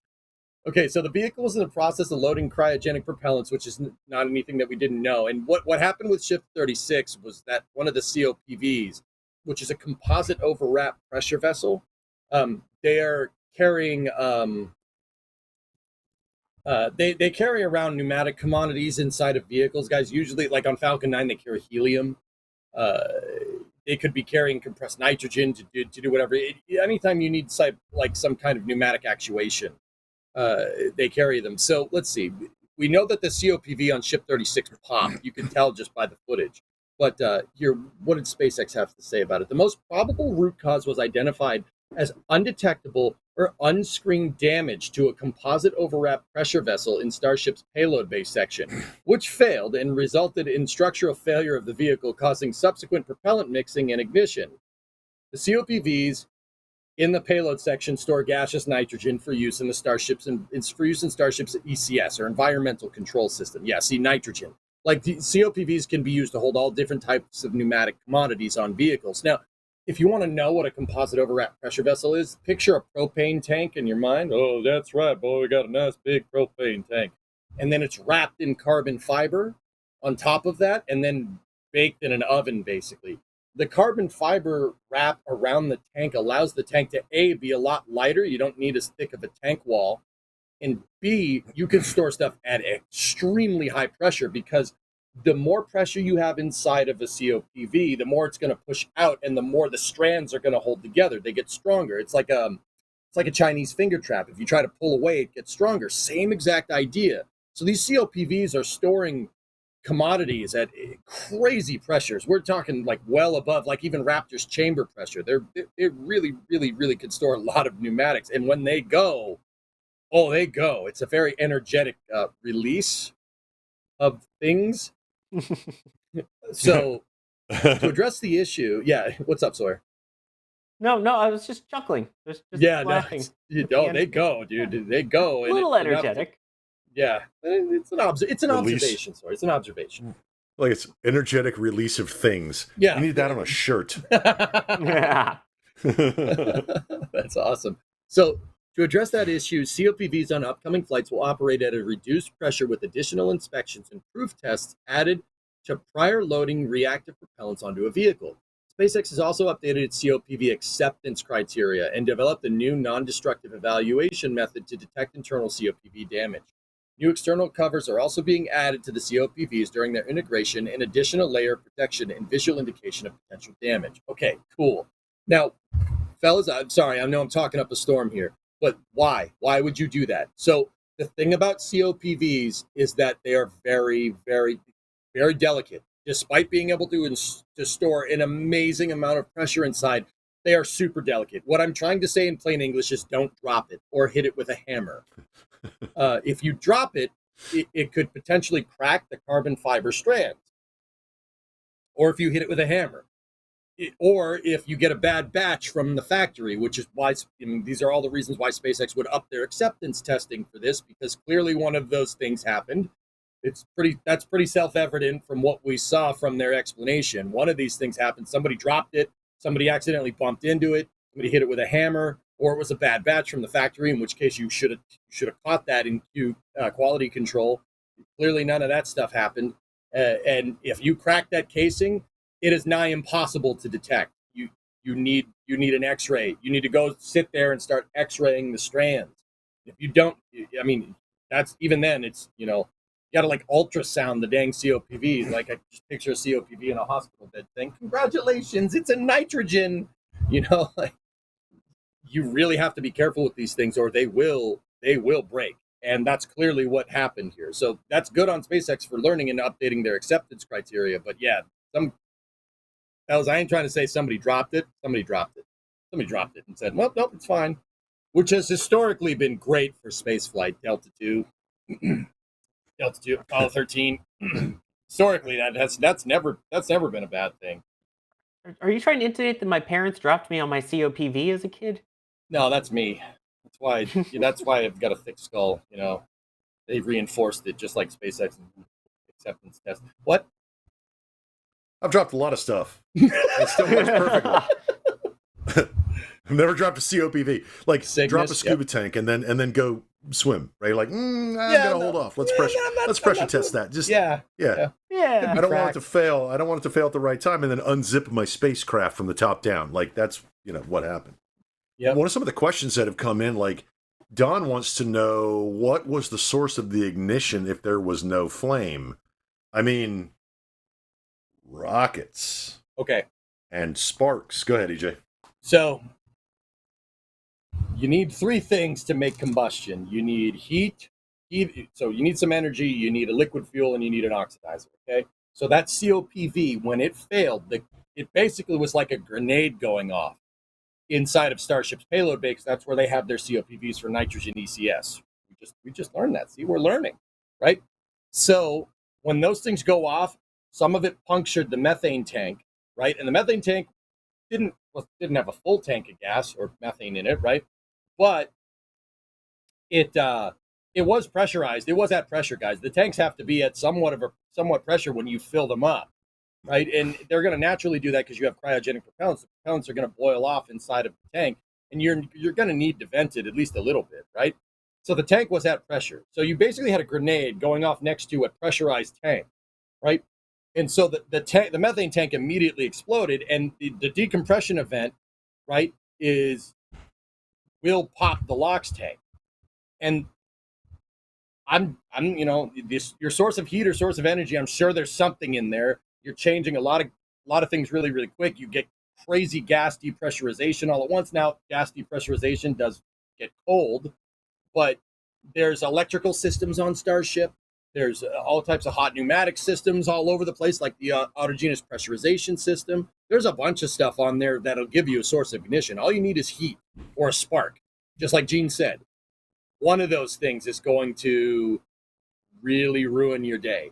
Now, the interesting thing there is that with Ship 36, all the methane in the methane tank combined with with as much liquid oxygen in the LOX tank as it possibly could. And then if I'm looking at that, I mean, I've watched the Ship 36 footage a lot just because I like Jack's reaction. I think it's funny. Sorry, man. I didn't mean to do you like that. I know you're not here. I've watched it a lot. It seems like there was a tidal wave of liquid oxygen that actually snuffed the flames out because there was way more liquid oxygen in the booster than there was methane because they used the liquid oxygen as ballast to hold the thing down when they fire the engine. We saw that even with Ship 37. Yeah, dude, watch the explosion down there.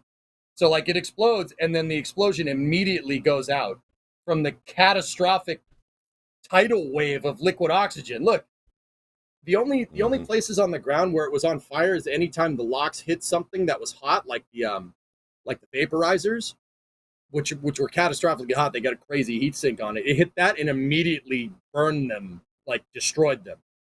Like that liquid oxygen hit the hot recondenser. The recondenser became your liquid fuel in this particular case because it's hot, and it melted everything and completely annihilated it. That was the only fires on the ground, which is crazy. I mean, I firmly think that that's the reason why Massey's needs to be retooled, because a tidal wave of cryogenic propellants like Terminator 2 style flowed right through there and just froze everything. And then anything that was even remotely close to a source of ignition, I mean, liquid oxygen makes things blow up real good.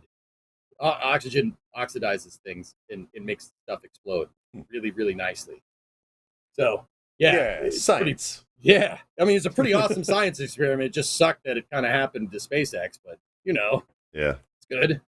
About those launch dates. Well, yeah, I was going to say because I mean that was an in-depth discussion. EJ, 100% rocket nerd, 99% rocket nerd, 1% video game nerd. You're moving up in the world. All right, I'll take that. That's fine with me. But the FAA says Flight 10 can go forward, and in the paperwork that they put out, SpaceX put out, they have a Starship Flight 10 no earlier than 24 August. Sawyer, do you think they're going to make that date? I mean, it's 9 days from today.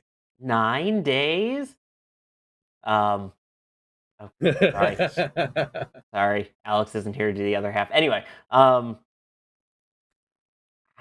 think that's cutting it a little close. I mean, the good news is they've already gotten the Star Stool removed. That's on its way back to Sanchez. So they're able to get the pad ready to go. But from what I saw, it still looked like there was. Thank you, Alex, in the back channel now. It still looked like there was some work to be done on the ship before they get ready to finalize everything.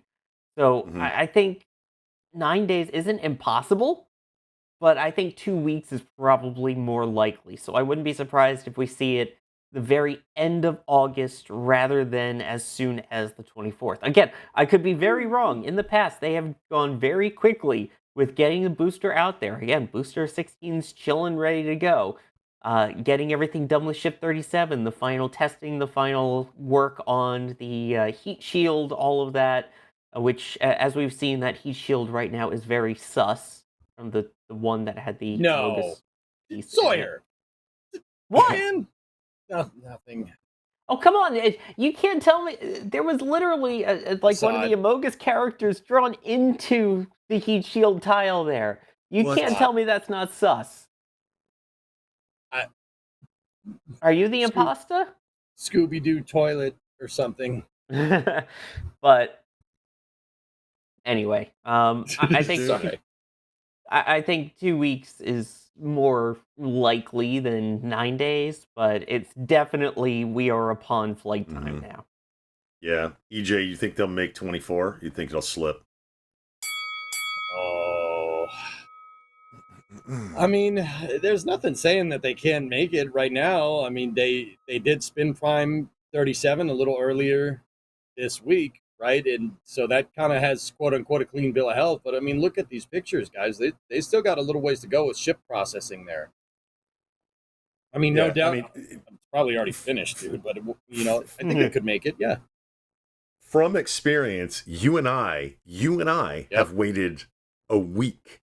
They're like, oh, we're going to go no earlier than this date.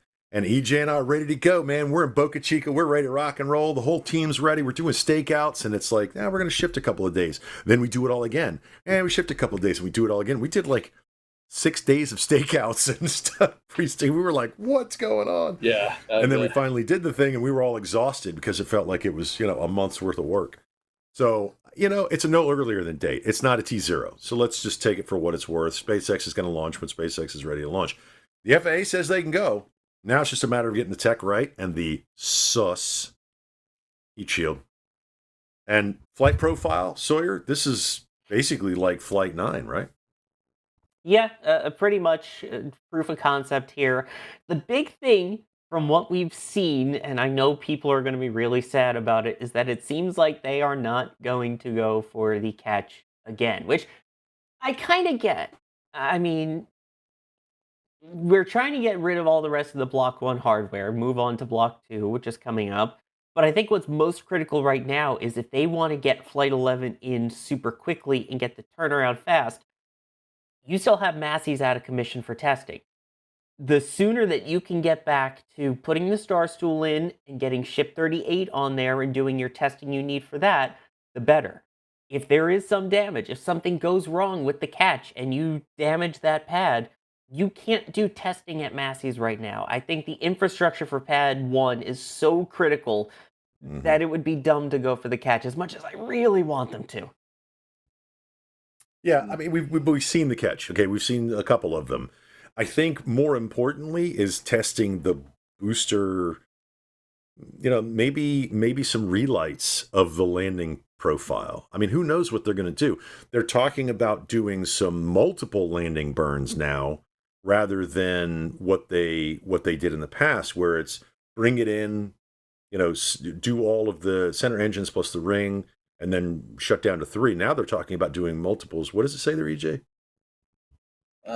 First stage separation, flip and control direction. Like, we've seen them do that, which is cool, right?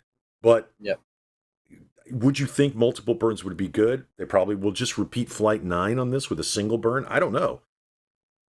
Maybe it's the exact same thing. Maybe they can open the payload door and send a dumb link into space, maybe.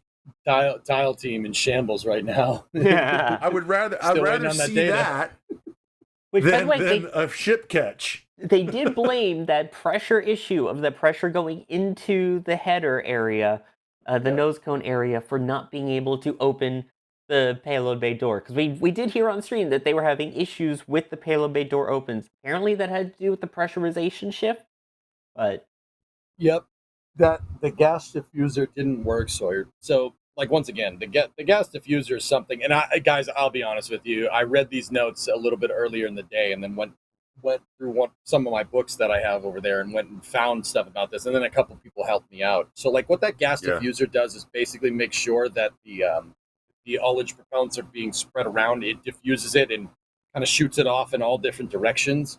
Kind of looks like a cheese grater almost, but cylindric, I guess. If you really want to look at it, it just makes sure the gas. You don't want the gas hitting down, hitting the top, like the proverbial top of the swimming pool, so to speak, of propellants. It's designed to diffuse the gas all in different directions, and it was leaking, Sawyer, so it did pressurize the payload bay. That was all those snowflakes that were floating around inside of the payload bay on Flight 9. That's what that was. That was leaks doing that. Yeah.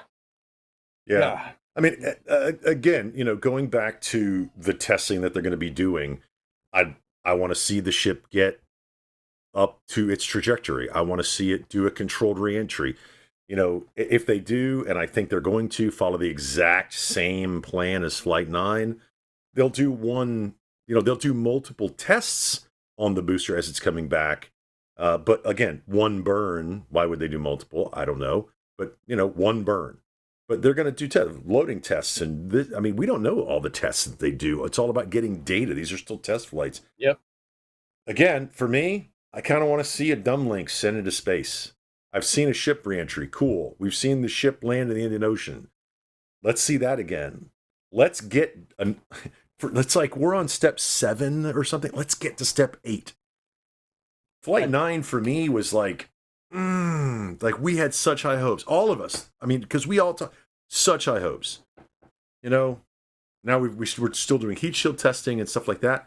I just want them to get to that point where it's like Gene has a seat on Starship. Can we just get there?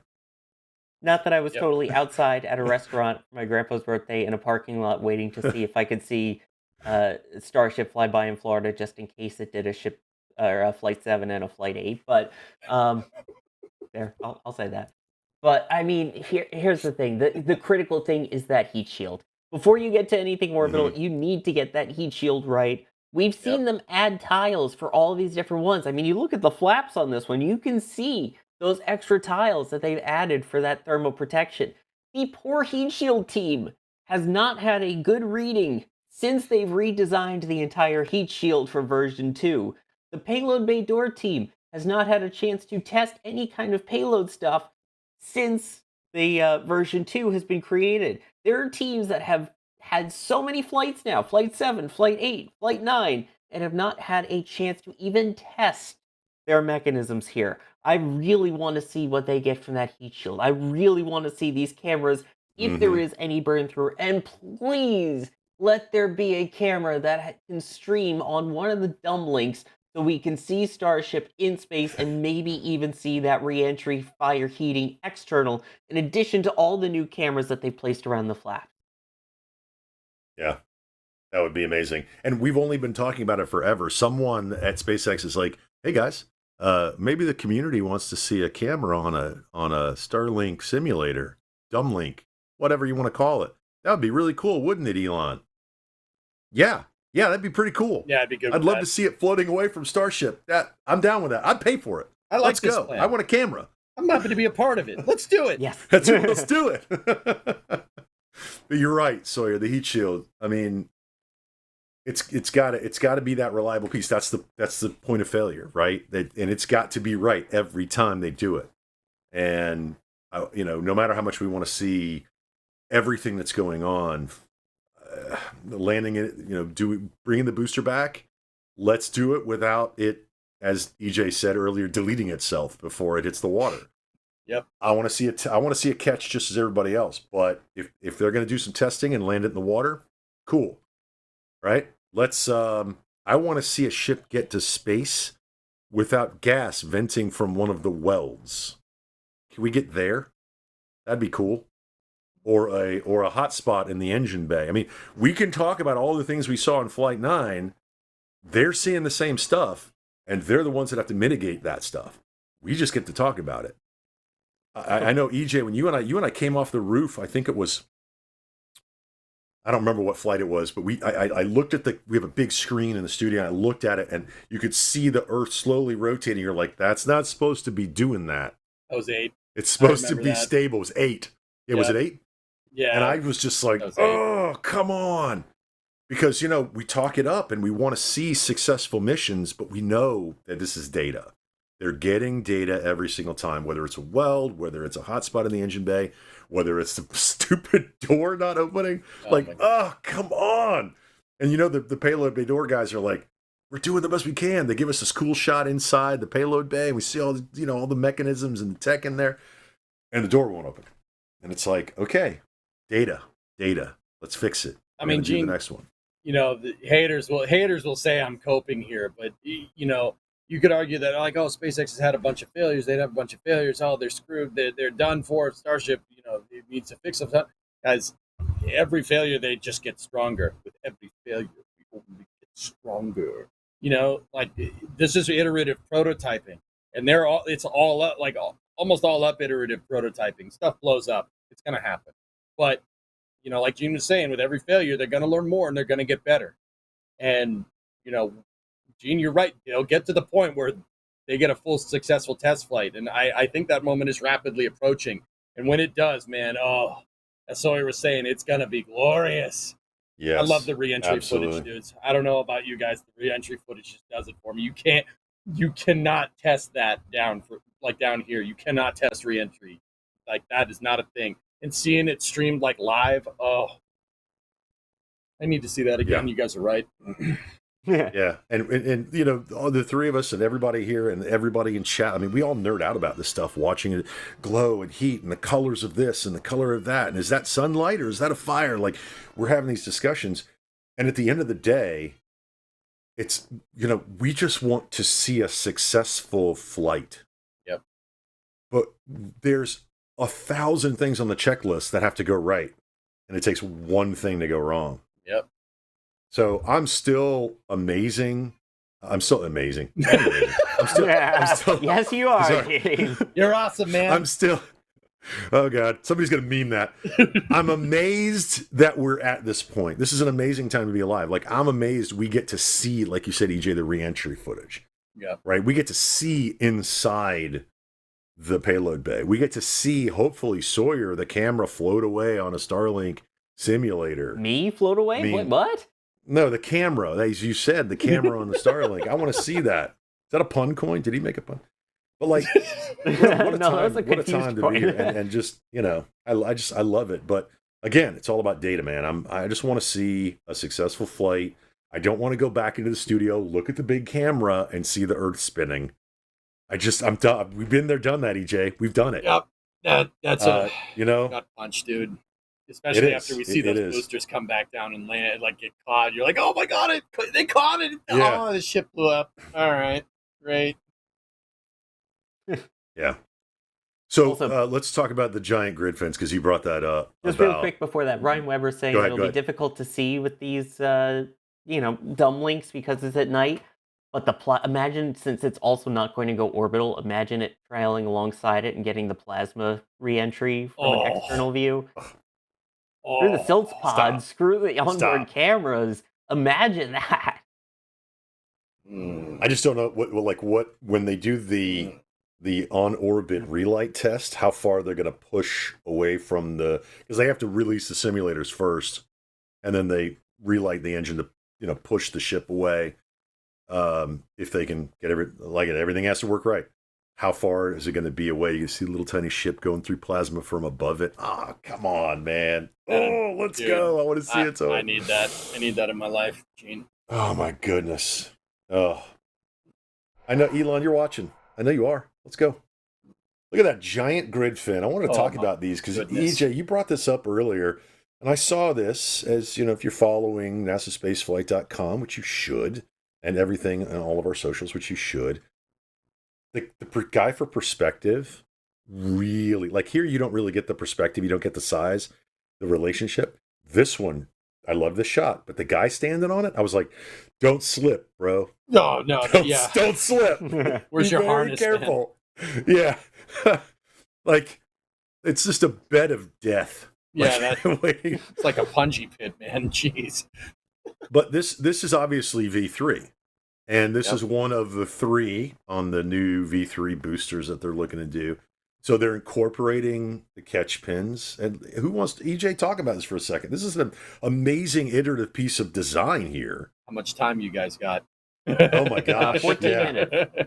Yeah. Oh, yeah. Oh, yeah. We're All right. We're going into twists here pretty soon. Okay. So yeah. All right. It's awesome. The abrasion on the palm of your left hand indicates attack once the same fall from 3 to 5. Oh, sorry. No, that's something different. Oh. All right. Anyway, so the grid fin.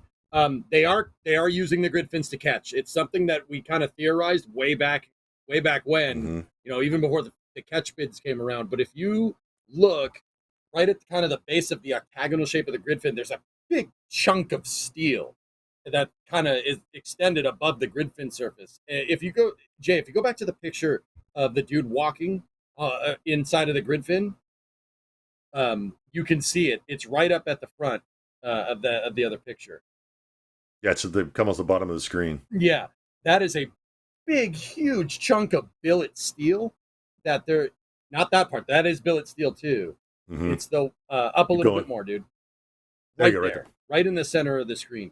That big chunk of steel in the center is the catch pin, and it's actually interesting because it's concave or convex. If you look at it, it's a convex surface, kind of like a half circle almost at the very top of that thing. That I would think is to prevent the booster from rocking back and forth. Gene, I don't know if you remember Flight 8. When Flight 8 came in, that super heavy booster was rocking back and forth. And that mechanism right there, I believe being convex will help the booster from rocking around when it lands for the Christmas tree. Anyway, this grid fin is amazing. I mean, that's all billet steel. That thing is superbly strong and superbly heavy. I was going to say, Gene, this thing probably weighs more than your truck. Just the grid fin. I mean, I was swooning over this because the tooling for it is amazing too. Mm-hmm. That jig that they're using and the hardware, like see all the gold looking bolts and stuff. This is all really expensive stuff right here. It's pretty cool, man. And they have that the tooling for it is this gigantic jig that they put. They start placing one piece of the grid fin on one side and they start fitting it together like a puzzle and then seam welding it all together. It is absolutely wild. The tooling and just this thing coming together and the fact that they're going to catch things with it and the fact that the Block 3 Super Heavy booster has 3 grid fins, 90 degrees offset from each other. So there's 2 on the sides and 1 on the proverbial top, which there's no 4th grid fin. I mean, SpaceX has really taken Colin Chapman's simplify and add lightness principle here to like they're following it to a T. It's crazy. Old F1 reference if you guys got it. It is absolutely absurd. Just the tooling and the jig and everything there. It's beautiful. Straight machinery pornography. It's unbelievable. Elon says the best part is no part, and they literally removed the weight of an F-350 from this thing. My favorite part is when you look at the pictures of the guy standing on it and it being on the tooling, Sawyer, the thickness of that catch pin. If you look at all the other, the other parts where the points are, the aerodynamic points and those things, it's super thin. I mean, granted, from this perspective, it's probably inch thick. I'm just guessing. I have no idea. But then you look at that compared to the catch pin, that sucker is like, look at how thick that is. Look at all the tooling around it, right? All the other pieces. Now, the hardware, of course, where the rotation mechanism goes through and all that, the bearings. But look at the actual grid fin itself. I'm sitting and pointing at my screen. You can see me pointing at my own screen. That's television 101. You can actually see, look how thick that thing is. As EJ was saying, that thing is what, 4, 5, 6, maybe 10 times thicker than the actual steel of the grid fin. It's amazing. I mean, here's the thing: when you think about it, the ones for the version 1 boosters, basically, you're talking something that they can catch as a test once, maybe twice. These are the ones that they're really going to go all in on reuse and reflight and getting to fly as many times as you can. If you don't have to replace a catch pin or a catch mechanism every time you fly, that saves you turnaround time. I'm sure things they've learned with Falcon 9 and landing. So if you make it that thick and that beefy, that even if a little bit of that metal scrapes away every time it hits the catch tower, it's still going to last a while, and that allows better reusability, quicker turnaround times. And sure, you may add a couple pounds there, but losing the weight of an entire grid fin, I mean, I think Mm-hmm. that's brilliant and a great way to get that turnaround time quickly. And thank you, SpaceX, for not having the little Nemo grid fin. My OCD is very happy that you have 3 of the But same it's size. not symmetrical. It does hurt. It's like a T shape. I'll get over it. I will get over it Wow. rather than 3 Wow. one size and another a small one. I mean, whatever the aerodynamics says, the physics will tell you whether they have a little Nemo fin or not. But look at that. As it comes through the atmosphere, oh God, it's just, again, we talk about the aesthetics of it, how beautiful these are. This is art to me. This is rocket art when you really think about it. It's crazy. And that guy has the job. What do you think is his life expectancy for a guy that walks on the grid fin is? It's like 12 minutes. They're always posting on SpaceX. We need a new grid fin walker. It's not so much that, it's their ability to then have children in the future. But anyway, continuing along. It's amazing, the technology. And then the integrated hot stage ring. I mean, I just can't wait for 3 to fly. Dual fuel inlets, the quick disconnects. Amazing. And Absolutely amazing. and the hot stage built-in part is sexy. I love Oh, how yeah. that looks up Yeah. at the top there. Yeah. Yep. That's dudes. Amazing. I don't know if you guys noticed the chines on V3 are not clocked like 90 degrees off of each other. The Mhm. chines on the the opposite side of the third grid fin are actually really close to each other. And then the Yeah. chines on, like you could see it in the picture, the chines on the side that has the third grid fin are super far apart. Now, the very interesting thing is that SpaceX was testing that higher angle of attack with the Block 2 booster on Starship Flight 9, right? Now, you have double umbilicals here. You have 2 umbilicals on this, and that's what that kind of Star Trek looking symbol is on the side of the booster there. That's one of them. There's two, but they're clocked at about 60 degrees apart, and the chines there are about 120 degrees apart on top of that. Now, guys, I'm just kind of theory crafting here. Now, if there's any aerodynamics people out there, that is going to create an insane amount of body lift on the side that has the proverbial yaw grid fin. So, like, you have the 2 grid fins on the sides, right, and you have the one on the bottom. Where the bottom one is where the chines are spread apart. That's going to turn Starship, at least the bottom part of it, into a huge lifting body. Super Heavy V3 is going to fly. It is going to fly. It's not going to fall with style. That thing's going to fly. Well, about as good as the shuttle flies or Starship, but like, she's going to fly. That's going to create a ton of body lift with the chines spread apart like that. Basically, because they're far apart, you're going to get a lot of air compression underneath that thing when it's coming to steer in. So, man, she's going to fly, and it's going to be beautiful. But don't you think cool. that because they're so far apart, it's going to give more lift because that's the side that comes in towards the tower. No, the side with the third grid fin is the side that's going to be kind of down towards the horizon. And when Super Heavy comes in, it'll be facing away from the tower. Part of the reason why I think they didn't do 4 grid fins is because if you're using the grid fins to catch, you'll always have a grid fin like pointed directly at the tower. And I don't think they want that. Right. But aren't they when they bring it in for a catch, I thought that they would be bringing it in, and again, guys, if anybody's going to say something dumb here, it's going to be me. Yeah. With the quick disconnects facing the tower, because it's going to launch with them facing away, almost at it's not dead on, because if you look at pad 2, right, the quick disconnects are on the opposite side. So when it comes back in, or is it coming back in the exact same way, and then they put it down? That would make sense. Yeah. Now they think about it. Yeah, you want to line up the umbilicals on the way up and the way down. So you're right. So the ones with the closed chines are going to be facing the tower. Facing the tower. Yeah. Yep. Yeah. Crazy. It's crazy. And we're going to be here to see it. Yeah, man. I'm pumped. It's going to be fantastic. Yeah, this is. I can't wait. I know. Sawyer's like, I can't wait either. Yeah. And I know we just have a couple minutes left. This week of Spaceflight's coming up in just over 4 minutes, but I did want to talk just briefly. This was not anything we were going to talk about, but we are talking Starship. We've got a date for Flight 10. They've got everything ready to go. And Sawyer, you're down at the Space Coast. How excited are you for Starship flights from Florida? Oh, God, don't even get me. I could talk for way longer than the 4 minutes we have left. The excitement is absolutely real to see. For all these years of seeing the Starship Tower there and waiting for something, it's really exciting. Seeing more towers being built at Roberts Road, which you can see in the latest KSC flyover that just came out that you should totally watch. The Cape is coming to life again. Seeing all these new companies, seeing Stokes stuff come up, seeing everything at 39A, now seeing Starship hardware. Cape's alive! It's alive! And it gets 3 miles to the gallon. But yes, it's exciting. I can't wait because it's half the drive to Boca Chica. It's a lot closer. I mean, that's all I'm saying. A lot closer for me, too.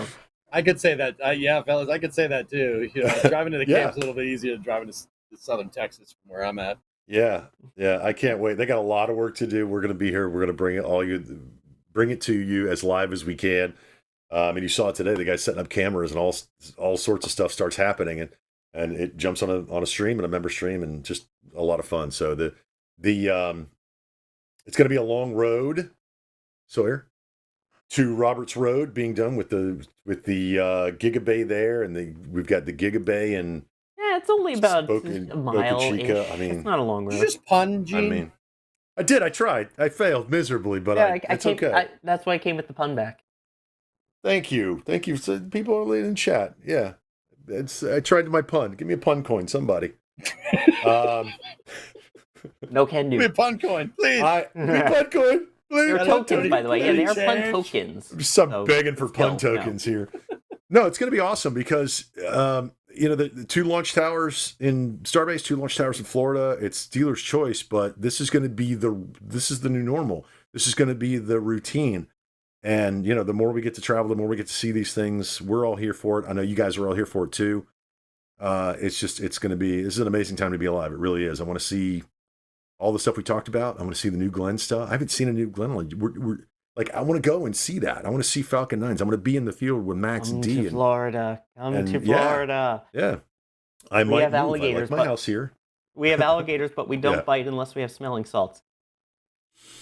Let me thank a couple folks while we wrap this up. And Telstar86, thank you so much for your support. Is Long March on the list of sexy rockets? I don't know. I don't think Long March 5 is probably the prettiest one out of all of them. I'm gonna say on the 11th. I'd rather be flying an X-Wing. Thank you for that support. Since Chinese iSpace is copying Falcon 9, but with only one side of the booster slightly chubby. I don't think so. Stubby? You can't call it a Falcon 9 chubby. No. And then Drew, SpaceX suppliers are working with that, guys. 17,000 pressure. Yeah, the COPV discussion was really interesting. I got a lot of that. So, that was a fun discussion about the COPV and dropping it on its head and so on. And if you missed it, go back and watch it on YouTube. Go and check it out on X and everywhere else. Yeah, guys, thank you so much for being here. Everybody who joined us today, thank you for being part of the family. It was a lot of fun. All of our members, salute. Thank you for being part of NSF. Launch directors, flight engineers, all of our members. Look at your names there. Find your names, guys. Now, Gene, you got to say everybody's name 3 times fast. Go. Come on. We got 30 I have seconds. 30 seconds. Do it. Do it. No, I'm not Jack. Jack is the master of speed reading. I'm not doing it. Thank you guys for being here. Sawyer, thank you very much for being on this Flame Trench today. Oh, always a pleasure. Love when things get spicy on a Friday. Oh, yeah. Ding, ding. EJ, good to see you again, my friend. Yeah, good to see you. Thank you for having me. Guys, I know being on here is a privilege, and I try to try to bring my A game when I'm on here. So thank you everybody for watching. Do appreciate it. Gene, thank you for hosting. Oh, man, it was a lot of fun. I know Jack's on the road. Anytime I can be here, I always love doing it. Jay, thank you for pressing all the buttons in the control room. Ryan and Alex and Ryan again in the back channel talking to us, telling me when I say something stupid. Guys, thank you so much for joining me. It's such a pleasure to do Flame Trench with you. This week of Spaceflight is coming up in just a second. Don't go anywhere. You're going to get your weeks full of space and rocket news right here on NSF. For everybody at NSF, I'm Gene Rowley. Remember, dream big and keep your eyes on the stars. And here we go.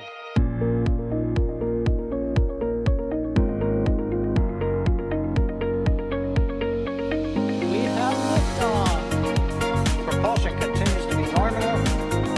R68 chamber pressure looks good. Following up. Roger, roger, Atlantic. Water towers, fly! Yes! Tango down to nominal. Flight down to FD off. Bring in FD off. Off. It's orange! R45. Oh my god! Oh my god! Decollage. What is it? Put that in the big bag, Eagle. 343 unfolds to go. Indeed. We rise together back to the moon and beyond. The methane would be igniting the flare, correct? Yikes. You bet. Sure. We don't need any more of these.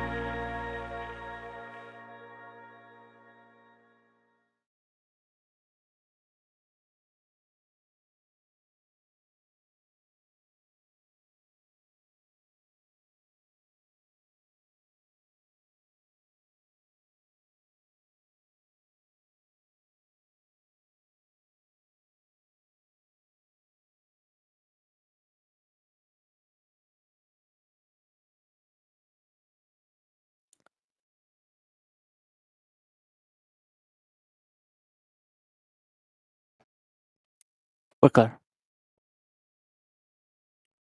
Cool. Good show, dudes. Ooh, Oh, I we're like clear that besides one. members.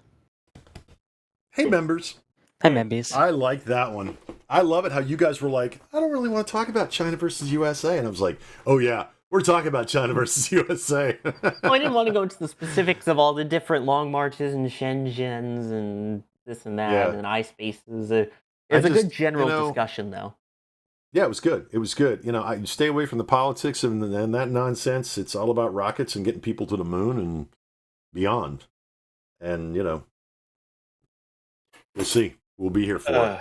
So it was good. It was good. And then, you know, that was good. No, I liked it. Yeah, it was a good show, It man. was all I right. love how Yeah.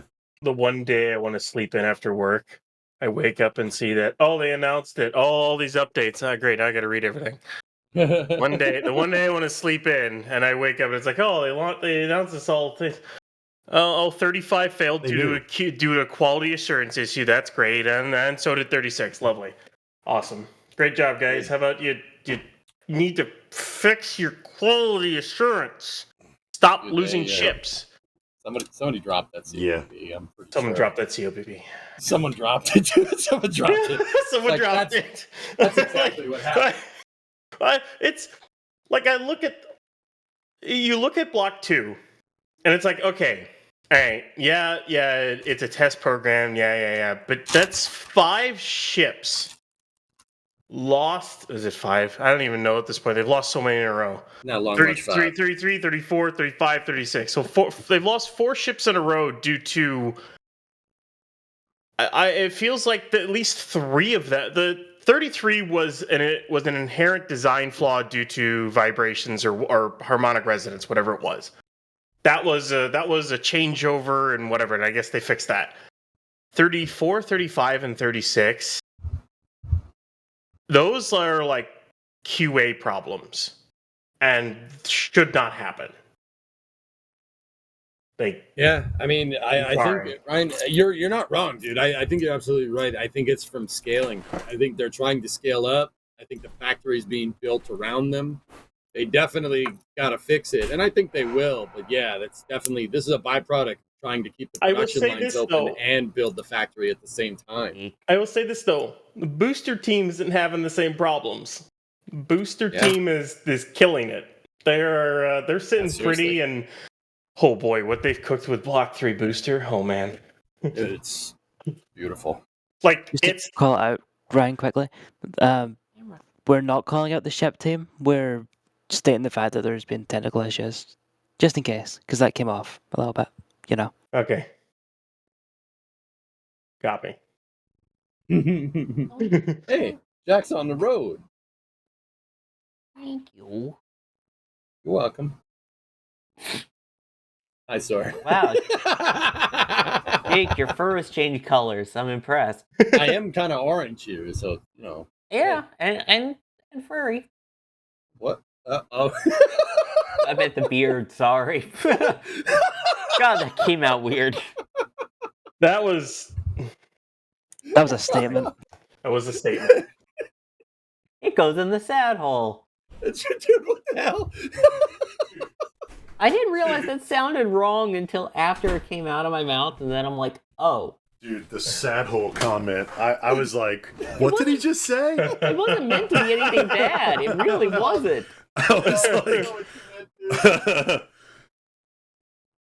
it's like, what went through my brain was when my grandkids are like messing up and they, I'm like, hey, if you do that again, you're grounded. No, I'm going to put you in the sad hole. And they're going to be like, no, Papa, don't put me in the sad. No, into the sad hole right now. I've been with oh God. I've been with this. Okay. Oh man. So, you guys, Membies. It's the Dan cam. Shit. It is the Dan cam. Did you guys want to know why I've done the last 2 flame trenches from the shop? Because that right there. Hold on. Let's say lighting's not the greatest. Right there. Ooh, it's really dark. Here, let me get. Ooh, you let the EJ, you let the smoke out.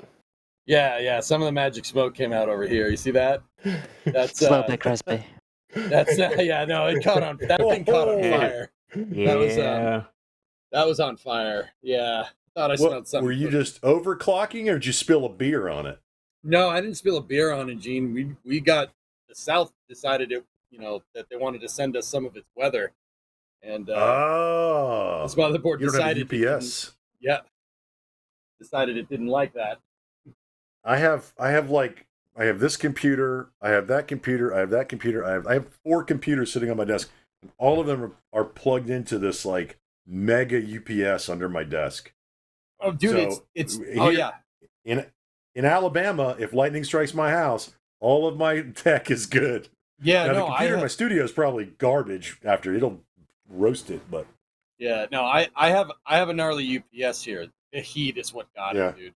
The heat. That motherboard's super old, so it's plus motherboard plus like it was like 96 degrees and like 70% humidity out here. Yeah, like in the third. Welcome to fourth, it, dude. It roasted it. It got it. Hey, I'm coming up your way in a couple weeks. I'm leaving Thursday. I got my tent on the back of the truck. Oh I'm yeah, going on like a 16-day road trip. But they're going to launch this rocket in Texas, so you're coming up here? I don't know. Are you going down? Probably not. So my wife is. I got to be in Bar Harbor on the 20. Hang on.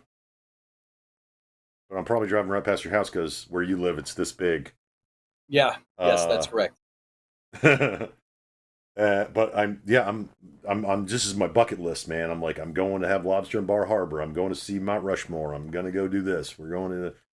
But we're tent camping. We're not taking the RV. I just threw a big rooftop tent on the back of my truck. Cool. And we are, man, I can't wait. But then there's the Starship thing.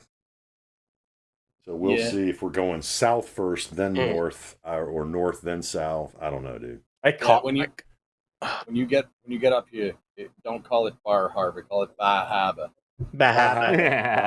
Trust me on that one.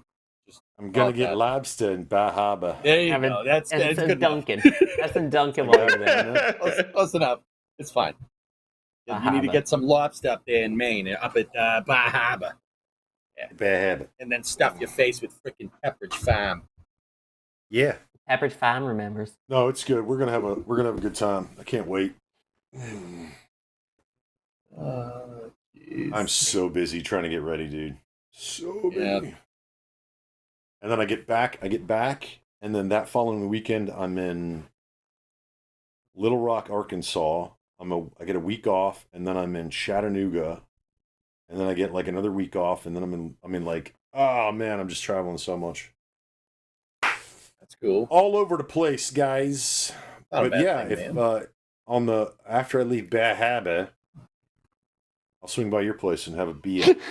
Yeah, there you go. Show me your. Show me your. I'll bring the beer. You can show me your shop. I'll yeah, dude, you're more than welcome to stop by. That was a Oh yeah, I'll show you the crispy freaking Kaz. The freaking Kaz guy. Yeah, dude, you can. I don't live too far from Plymouth Rock. If you want to go see a hole in the ground, that's kind of cool. Good. I'm on a time. good? I'm good. All right. I'm on a timetable. No. I'm on a timeline. Yeah, I mean it. Jay, don't worry about it. It's fine. It goes in the Are you Plymouth sure? Rock I mean, the hole. Rock will change. Austin. Yeah, change your life. It goes in the Plymouth Austin Rock said I hole. made a joke. I think it's actually getting frosty. Yay. What is? 18.1.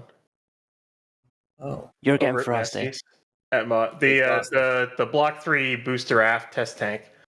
They're finally testing after Massey's was exploded by a certain ship. Yeah, it's Not getting ship frosty. 26. Wish it was ship. Ship 26 was the best ship and does not deserve to explode. Why do you like a tube? Why do you like a tube? It's a tube. Yeah, It's the yeah, best ship Jay. I've ever It's a seen. tube. It's the If best ship. EJ, have you Didn't he have seen any the wings? have you seen the photos of what they're doing to redo Massey's at this point? No, dude. If it was me, I would have just ripped the whole thing out and put a new one. Start over. Well, literally, they ripped the entire methane tank farm out. They're now putting all the LOX lines underground. They're building a massive bunker for all the switching, a bunker for the electrical. They moved the methane a little bit farther away. They're redoing the LOX side. Massey's is. They won't even be able to cryo there for a bit either, because they're trying to change it a lot. Dude, I always said if they were going to retool it for Block 2, I don't think it was going to take a lot of time. But Ryan, I personally think that they're redoing Massey's for Block 3. And they are. Yeah, if they're tooling it for Block 3, my assumptions were very wrong. This is what I heard from Zach. Oh, okay. From Zach. He said that the what was it? Basically, the Pad B, the launch infrastructure team, the Pad infrastructure team, came up with a couple of plans right after 36 exploded and they found all the damage. Came up with a couple of plans, gave them to Elon. Elon chose one, and this is what they chose. They literally came up with this on the fly, and now they're doing it. This wasn't a backstore plan. They just came up with this, and it's the Pad infrastructure team that's building this, so it's going to be more robust now. Because they're basically using the same valve skids, pumps, and everything that they use over on the Pad B side, and what they're going to use on 39A and 37. Because SpaceX is moving to a more cookie cutter tank farm and launch pad design after the bespokeness of pad scrap. The test stand turns suborbital launch pad because it's not orbital. It's not. Yeah. Yeah. Yeah, you ain't wrong. Also, Jay, why are you yelling at people? He was correct. Ship 26 He was got what it wrong. deserved. He was wrong. He was wrong. It's okay though. You didn't answer my question. Why do you think a tube is the best ship? It's a tube. A tube. With a bunch of tile pins on it for no reason. It's the best ship. Like, if Ship 26 launched, right, and it got made all the way through to re-entry, it wouldn't fail because of TPS. It would have blown up. No, it wouldn't have failed due to TPS. It would have failed because it had no TPS, but it would have failed because of TPS. You know what? What would have happened actually? You know exactly what would have happened is it would have flown it instead of 35 and instead of 25, and then the same thing would have happened to it when they decided to dump liquid oxygen right into the exhaust of an engine, and they would have blown the whole thing to pieces. I still can't believe they did that with Ship 25. They decided to dump LOX into exhaust. I'm like, what? What do you think was going to happen? I will say, technically, they say the best part is no part. Now that Ship 26 doesn't exist, it is now the best part.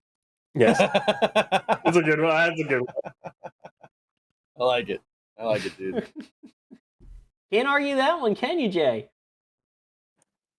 I wasn't listening. I was too busy reading Space Pop's amazing comment, saying, why can't we just agree that Ship 26 was a ship? No. No. I mean, No.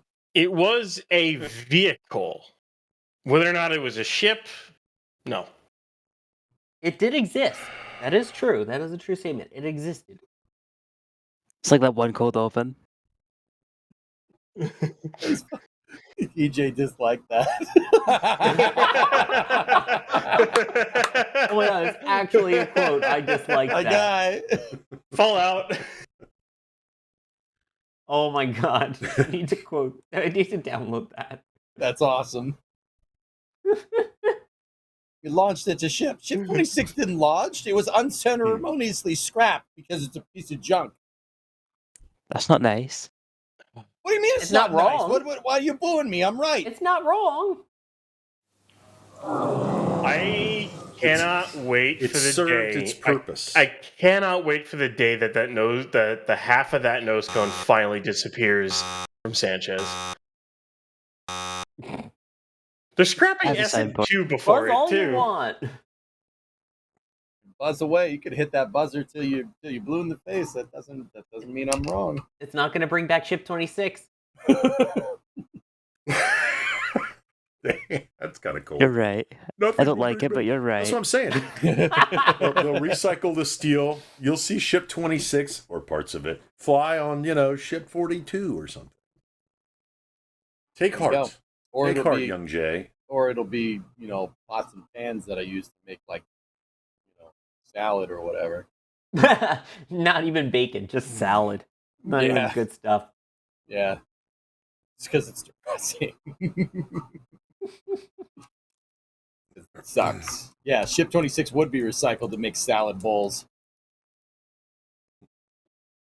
Yeah, you know what? Oh man, it's looking at Massey's. It's gonna stink. Well, we'll see the flash out of the trench from now on, but unless we get a camera view from the other side, we won't see anything because the new horizontal tank's gonna block it, and they're also look like they're gonna build a wall, a blast wall. So Huh? Oh, geez. I thought you were talking Yeah. No, I was just talking about Massey's. Short Our patch. views of the ship static fire will be slightly reduced. What? Yeah. What were no, you thinking? They're going to build a wall, and it's right on the Mexican border. Yeah. Oh, no. Wah, wah. Sorry, that was a terrible joke. My bad. That was just- Yeah, that's going Sorry, to go guys. over great. My bad. I mean, it didn't. So I don't know what you want. that wasn't even in the back of my head, to be honest, until you said it. Yeah. Show you where my mind's at. It's in the gutter. No, it's in the sad hole. In the sad hole. No, Dude, Dad, don't send I me want there. that on a shirt so bad. Sad hole. Oh my god. It goes in the There's so many there's so many one-liners that come out that need their own patches or shirts or We still need. hey, get your sad hole merch. We still need one of the oh my god. We still need one of that. that was an all timer right there. Yeah, we just need all of the quotes from Ship 36 in a row there. Yeah. Ship 36 just... Wait, can they static fire in the rain? Yeah, Yeah, probably. The answer's no. Yeah, probably. Whoa. Yeah, probably. Oh my god. Oh, Ship 36 just blew up. Then the dead silence, and then the pause, my god. My god. How about those launch dates? I just love that was the first thing that came to Sawyer's mind is so about those launch dates. Well, I started to say it appears there's been an anomaly, and I said it appears there's been and that's when Jack shouts Ship 36 just blew up. I tried to be nice, so then immediately after the silence, because I was always taught let it breathe. So let the sound play out, let it happen, so you're not talking over all of it. And then yes, my brain immediately went to so about those launch dates. It was an all timer, sequence of quotes. It was perfect. Eric, yes, that's exactly when I'm like, okay, all my jokes are out of the way. Now we're into oh crap mode. Something happened. Let's get serious. You get a patch. You get a patch of 36 exploding, and then the back is his quote. So about those launch dates. No, that's around around the edge of it. But no, yeah, I want a big on the back. Like, so about no, those but launch where dates. like the crew would normally have their names. That's where you put around it. So about those launch dates. Okay. Ship 36. Okay. Oh, ship exploding picture. My God. I gotta put something big on the back. But the back, you never see the back. Can they static fire in the rain? All right, what am I doing? Oh, you know what we need? We need like a rain jacket that has can they static fire in the rain. I've been pitching a rain jacket. I needed a good quote. I'm putting that in store feedback. Mine. Yes, please do. And a good rain jackets aren't easy to make too.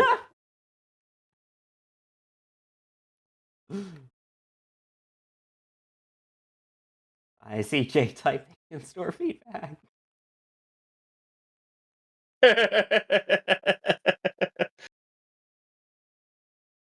There we go. Yep. I'll add my emojis to it. Sheesh.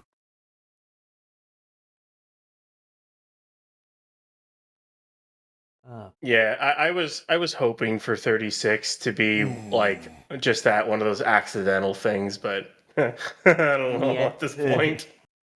Like accidental as in like there's no way you could have seen it coming, it just happened kind of thing. Because sometimes COPVs do just blow up. And they do. You get a bad batch, dude. It happens. Yeah, They're literally not supposed to. Yeah. So it's kind of like saying a gun just goes off. Like it's designed not to do that unless a specific set of events happens. Yes. I'm with EJ. That was damaged from delivery. Or something, and they didn't. The problem is it's nearly impossible to find out whether it is damaged internally. Like if you've got DLAM between layers, like in the middle of that, you can't know unless you cut the COPV. Yeah. There's no way to tell. I mean, can't you ultrasound them too, Ryan? You can ultrasound that thing. I mean, don't know. I'm pretty sure you can. It depends. But yeah. I mean, no matter how they did it, or how you cut it or don't, like you wouldn't know. You don't know if you're damaged. It's so hard to see. It's a microscopic crack, and that's all you need to have the thing unzip itself. It'll explode like a piñata. It took the whole ship when you're talking carbon fiber. And I think it actually because there was on the slow mo, there was a piece that went flying off. Like that's what I would expect a COPV to do: just shear the bolts that hold it on. And if if it got pushed or punctured or something, man, that's a nozzle. It's gone. Yeah, pretty much. A chunk on the slow mo that just went. Basically, it acted like a shaped charge. So it's got other COPV surrounding it, whichever one blew up. But it basically blew up, acted like a shaped charge, and punctured and dented the tank enough. But in the process of denting the tank, it ruptured the header tank prop lines. And at that point, it was all over. It was just a sequence of events that happened to where those mixed and slightly exploded, which ruptured the tank open. They then ignited, and then the top part, basically an explosion happened, which then dented the forward dome, collapsing it. And at that point, the main tanks went, and the whole thing went. And it was just, there was no stopping it. You weren't gonna. It's just.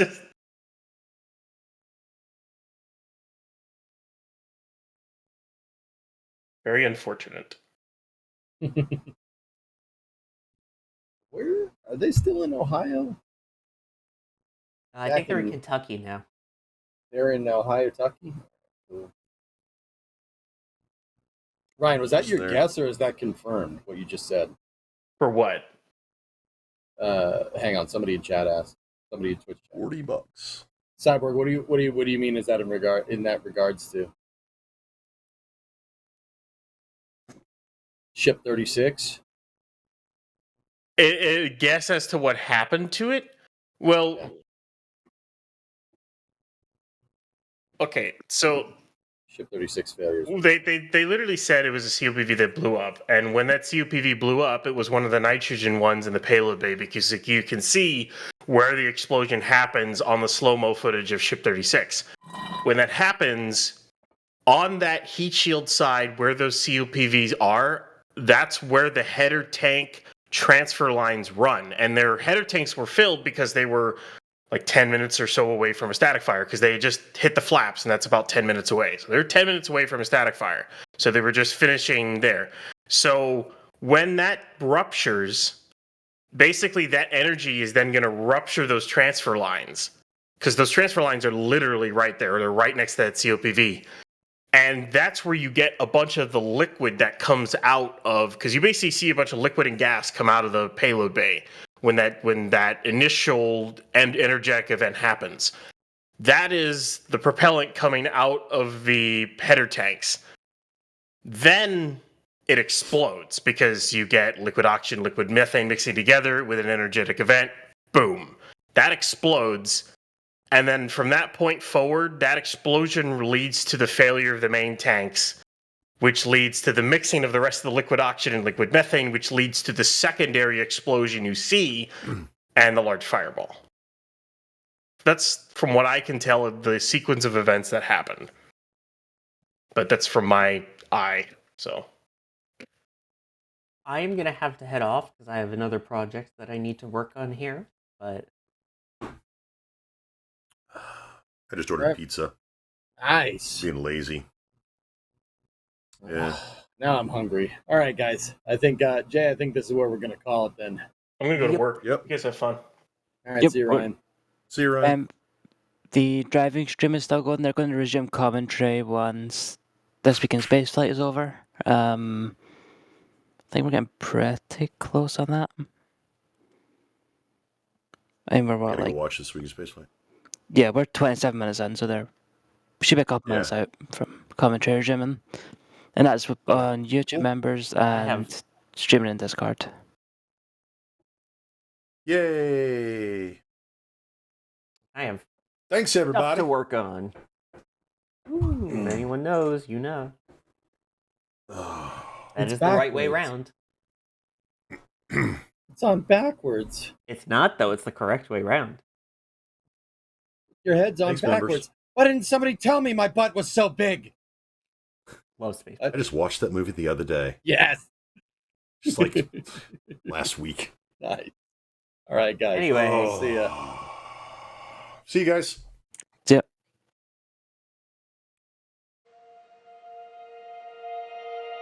And here we go.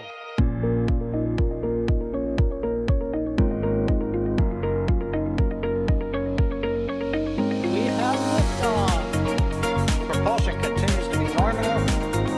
RCPA chamber pressure looks good. Following up. Roger, roger, planet.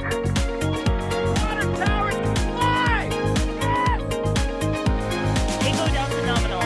Flight down to FD off. Bring in FD off. Off. It's orange! R45! Oh my god! Oh my god! Decollage. Look at this! Put that in the big bag, 343 unfolds to go. Indeed. We rise together, back to the moon and beyond. This methane would be igniting with the flare, correct? Yikes. You bet. Sure. We don't need any more of these.